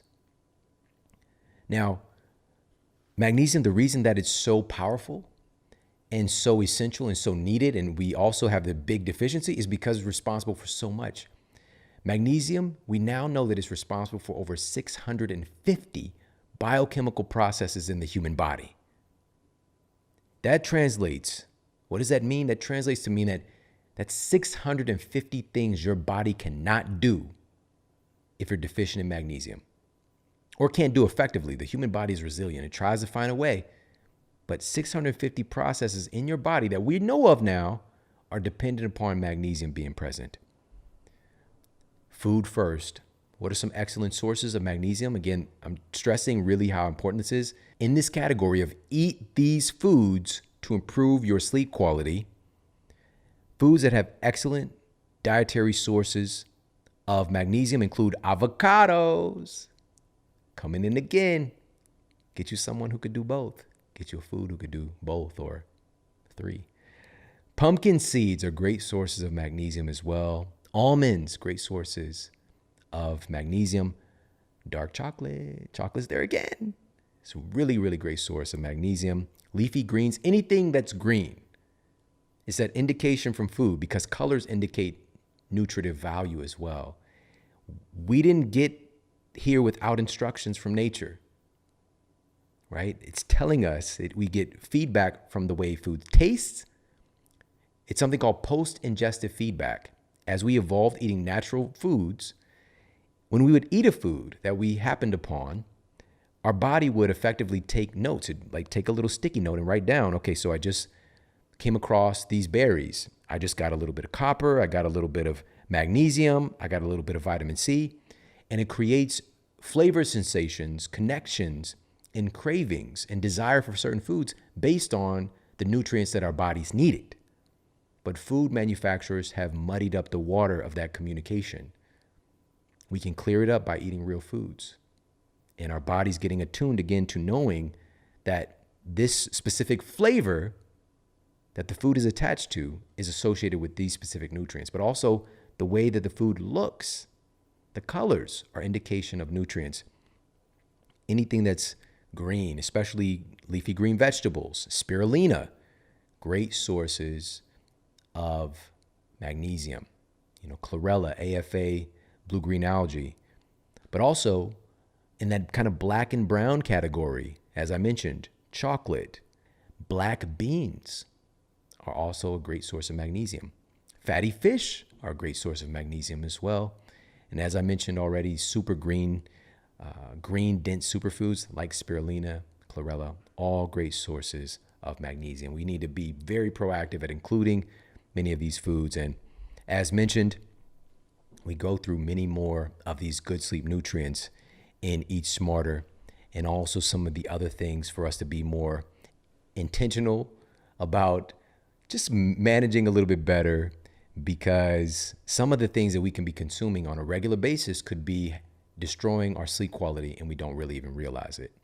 And one of these things during this very strange time of a pandemic and all the associated shutdowns that has really skyrocketed in consumption is alcohol. All right, it's that liquor. All right, a recent meta-analysis affirmed that drinking alcohol close to bedtime does in fact help people to fall asleep faster. Wait a minute, what? Hold up. Let me continue. But there's a catch bigger than OBJ reaching back and posterizing a defender. There's a catch here. Cited in the peer-reviewed journal JMIR Mental Health, researchers found that even one drink close to bedtime can impair your sleep quality. Moderate alcohol consumption was found to lower restorative sleep quality by 24%, with high alcohol intake damaging sleep by nearly 40%. A hangover isn't from the alcohol alone, it's from the detrimental impact that it has on our sleep cycles.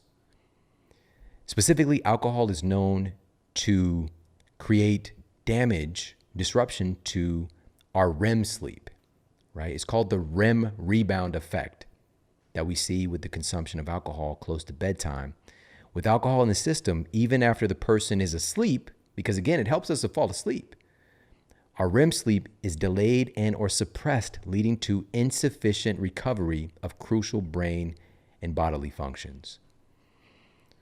So again, it's not that alcohol inherently is something that is just off limits. It's not like that. We just need to be more intentional in knowing that drinking close to bedtime, we want to have a little bit of an alcohol curfew there, so your body processes alcohol very quickly. Let me give you a heads up as to what that looks like.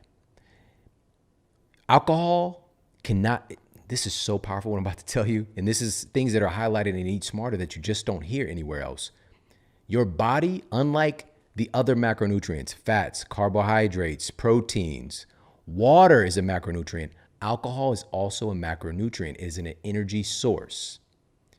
But your body cannot store alcohol. As soon as it comes in, everything else is forgotten about. Your body gets on that alcohol, all right? Immediately, because it cannot store it. It's toxicity components there, all right? So a process called fat sparing happens where your body will stop using stored body fat, switch gears, switch over, use that alcohol instead. It's called fat sparing. It literally stops the process of burning fat when alcohol is present. Just letting you know. Not to say you can't get your sip on, but this might be the thing that's disrupting your sleep and also disrupting the results you're looking for with your metabolism. The rates of alcohol consumption have skyrocketed. It's a stress reliever. It's a way for us to get away from, from the problems that we're experiencing. There's so much stress. We've got to be able to manage this a little bit better. Maybe this is a call for someone to just check themselves, just to check in with themselves and just be like, have I kind of went a little bit overboard where I want to be with my alcohol consumption? And what are the ramifications of it? All right, not that there aren't even potential benefits. And I talk about this in Eat Smarter. There's some remarkable things there if you look at some of the categories within the construct of alcohol. But we also know that it's a very powerful psychoactive drug, and we also know that it can be incredibly detrimental to our sleep quality. So with that said, let's have a little bit of an alcohol curfew. Give yourself a little bit of time for your body to metabolize alcohol. That's number one. And number two, if possible. And number two, we can also help for your body to metabolize it and flush it out of your system even quicker by upping our intake of water. All right. The quote is, nature's solution to pollution is dilution. All right. So adding in a little bit of water can help your body to process it a little bit quicker and improve your quality of sleep. So again, there are things that we might be consuming that are damaging our sleep quality and we don't really realize it, which then if we're sleep deprived, if you've ever had a hangover, there are long tail effects that come along with that. This might cause problems with our sleep later on as well. Our body's trying to sort itself out.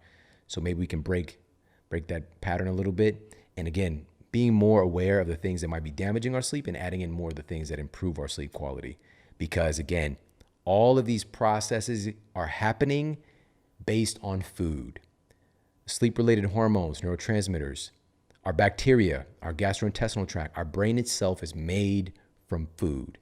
This matters.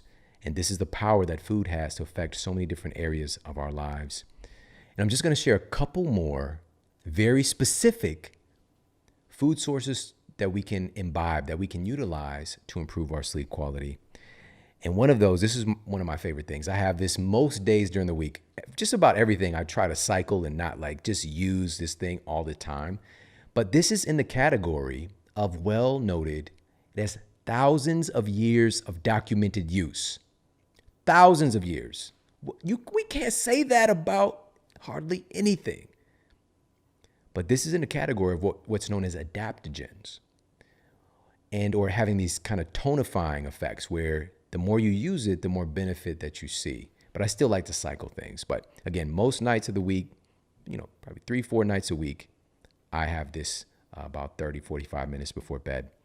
And this is because of a study published in the journal Pharmacology, Biochemistry, and Behavior found that the renowned medicinal mushroom reishi was able to significantly decrease sleep latency, meaning you fall asleep faster, increased overall sleep time, and increased non-REM deep sleep, as well as REM sleep. So it improved all parts of our sleep cycle.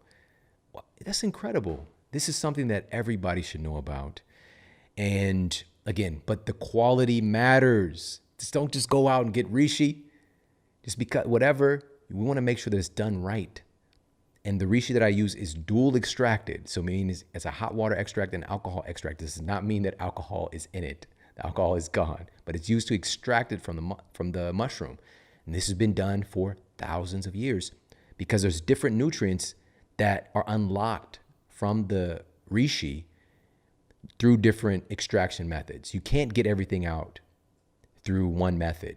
All right, you got like categories of like beta glucans. You got categories of like hormonal beneficial like triterpenes.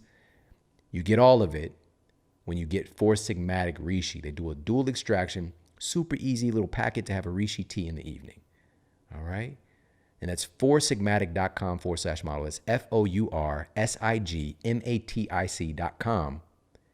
And you get a special discount, 10 to even 15% off, depending on how much of the mushies you get. All right, mushies is a cute little name for mushrooms.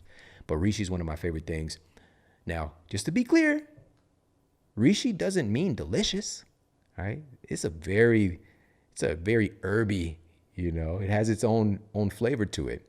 But I like to have it, the bitterness can get cut with a little bit of, like MCT oil, a little bit of, depending on your diet framework, maybe a little bit of ghee, maybe a little bit of coconut oil, and also, maybe a couple of drops of stevia, but just, make it taste nice and you can have a, pleasurable experience. But a lot of people just drink the reishi as it is. It's not like, let me tell you, a nasty tea, pu'er. Listen to the name, pu'er. But man, it's got some incredible benefits as well. But reishi is one of my favorite things to have in the evening because, and I notice it, like I really notice when I have reishi, especially if I haven't had it for a while and I'm just like, man, I should do this more often. Reishi from 4sigmatic. That's 4sigmatic.com/model. All right. Also, one of the things that even, my grandmother would have, chamomile, incredibly storied, medicinal herb, and also for relaxation and improved sleep. It doesn't have as much efficacy and like real benefit as far as sleep is concerned as reishi does, but chamomile still has some really interesting properties. A randomized controlled trial cited in complementary therapies in medicine demonstrated that chamomile extract was able to significantly improve sleep quality in test subjects versus a placebo. We got it, versus a placebo. And chamomile is another excellent tea to have in the evening, or it can be taken as capsules. They have that available as well. But as with anything, want to look for organic and no questionable fillers and binders, especially in capsule form, which is, again, another reason I love 4sigmatic. It's organic. We're not worrying about having this incredible beneficial medicinal mushroom along with pesticides, right? That shouldn't go together. And one more thing I'll share, because again, this is so important because it's the #1 mineral deficiency we talked about. I just want to reiterate this point. So food first with magnesium, but also this can be utilized in a supplement form, but there's so many different types of magnesium, so we want to be aware of that. But magnesium is one of those things that is also easily absorbed topically through our skin, right? So there's some wonderful magnesium, topical applications, magnesium sprays. There's one at easemagnesium.com/model. All right, ease, EASE, magnesium.com/model. That's what I use most evenings. Really great for recovery, sore muscles, all that good stuff. But also just even a simple Epsom salt bath, right? Everybody's heard about that for many, many years. It's one of those things that help to accelerate healing, but also sleep better. That's a form of magnesium, Epsom salt. It's magnesium sulfate. So it's not just what we eat through, the normal process of what we think of eating, like putting food in our mouth and it traveling throughout our system, which is really amazing because the food stuff becomes you, right? Food stuff becoming you stuff. It's a miraculous process. But also our skin eats as well. So the stuff we put on our skin matters too. And I hope that you got a lot of value out of this. There's so many powerful, dynamic aspects of this conversation. But to help to improve our society's sleep troubles, we have to look at the #1 thing causing the problem and the #1 solution, which is our food. It's what our sleep-related hormones and neurotransmitters in our gut and our brain and everything involved in making the sleep magic happen. It's all made from food. And it can also be damaged by the wrong stuff. Hey, if you like this video, make sure to check out this video right here to up-level your health today. Somewhere around 70% of the United States population is on prescription drugs. Your liver is handling that shit. And also your liver is responsible for food, food metabolism, that interaction as well. And the name, liver.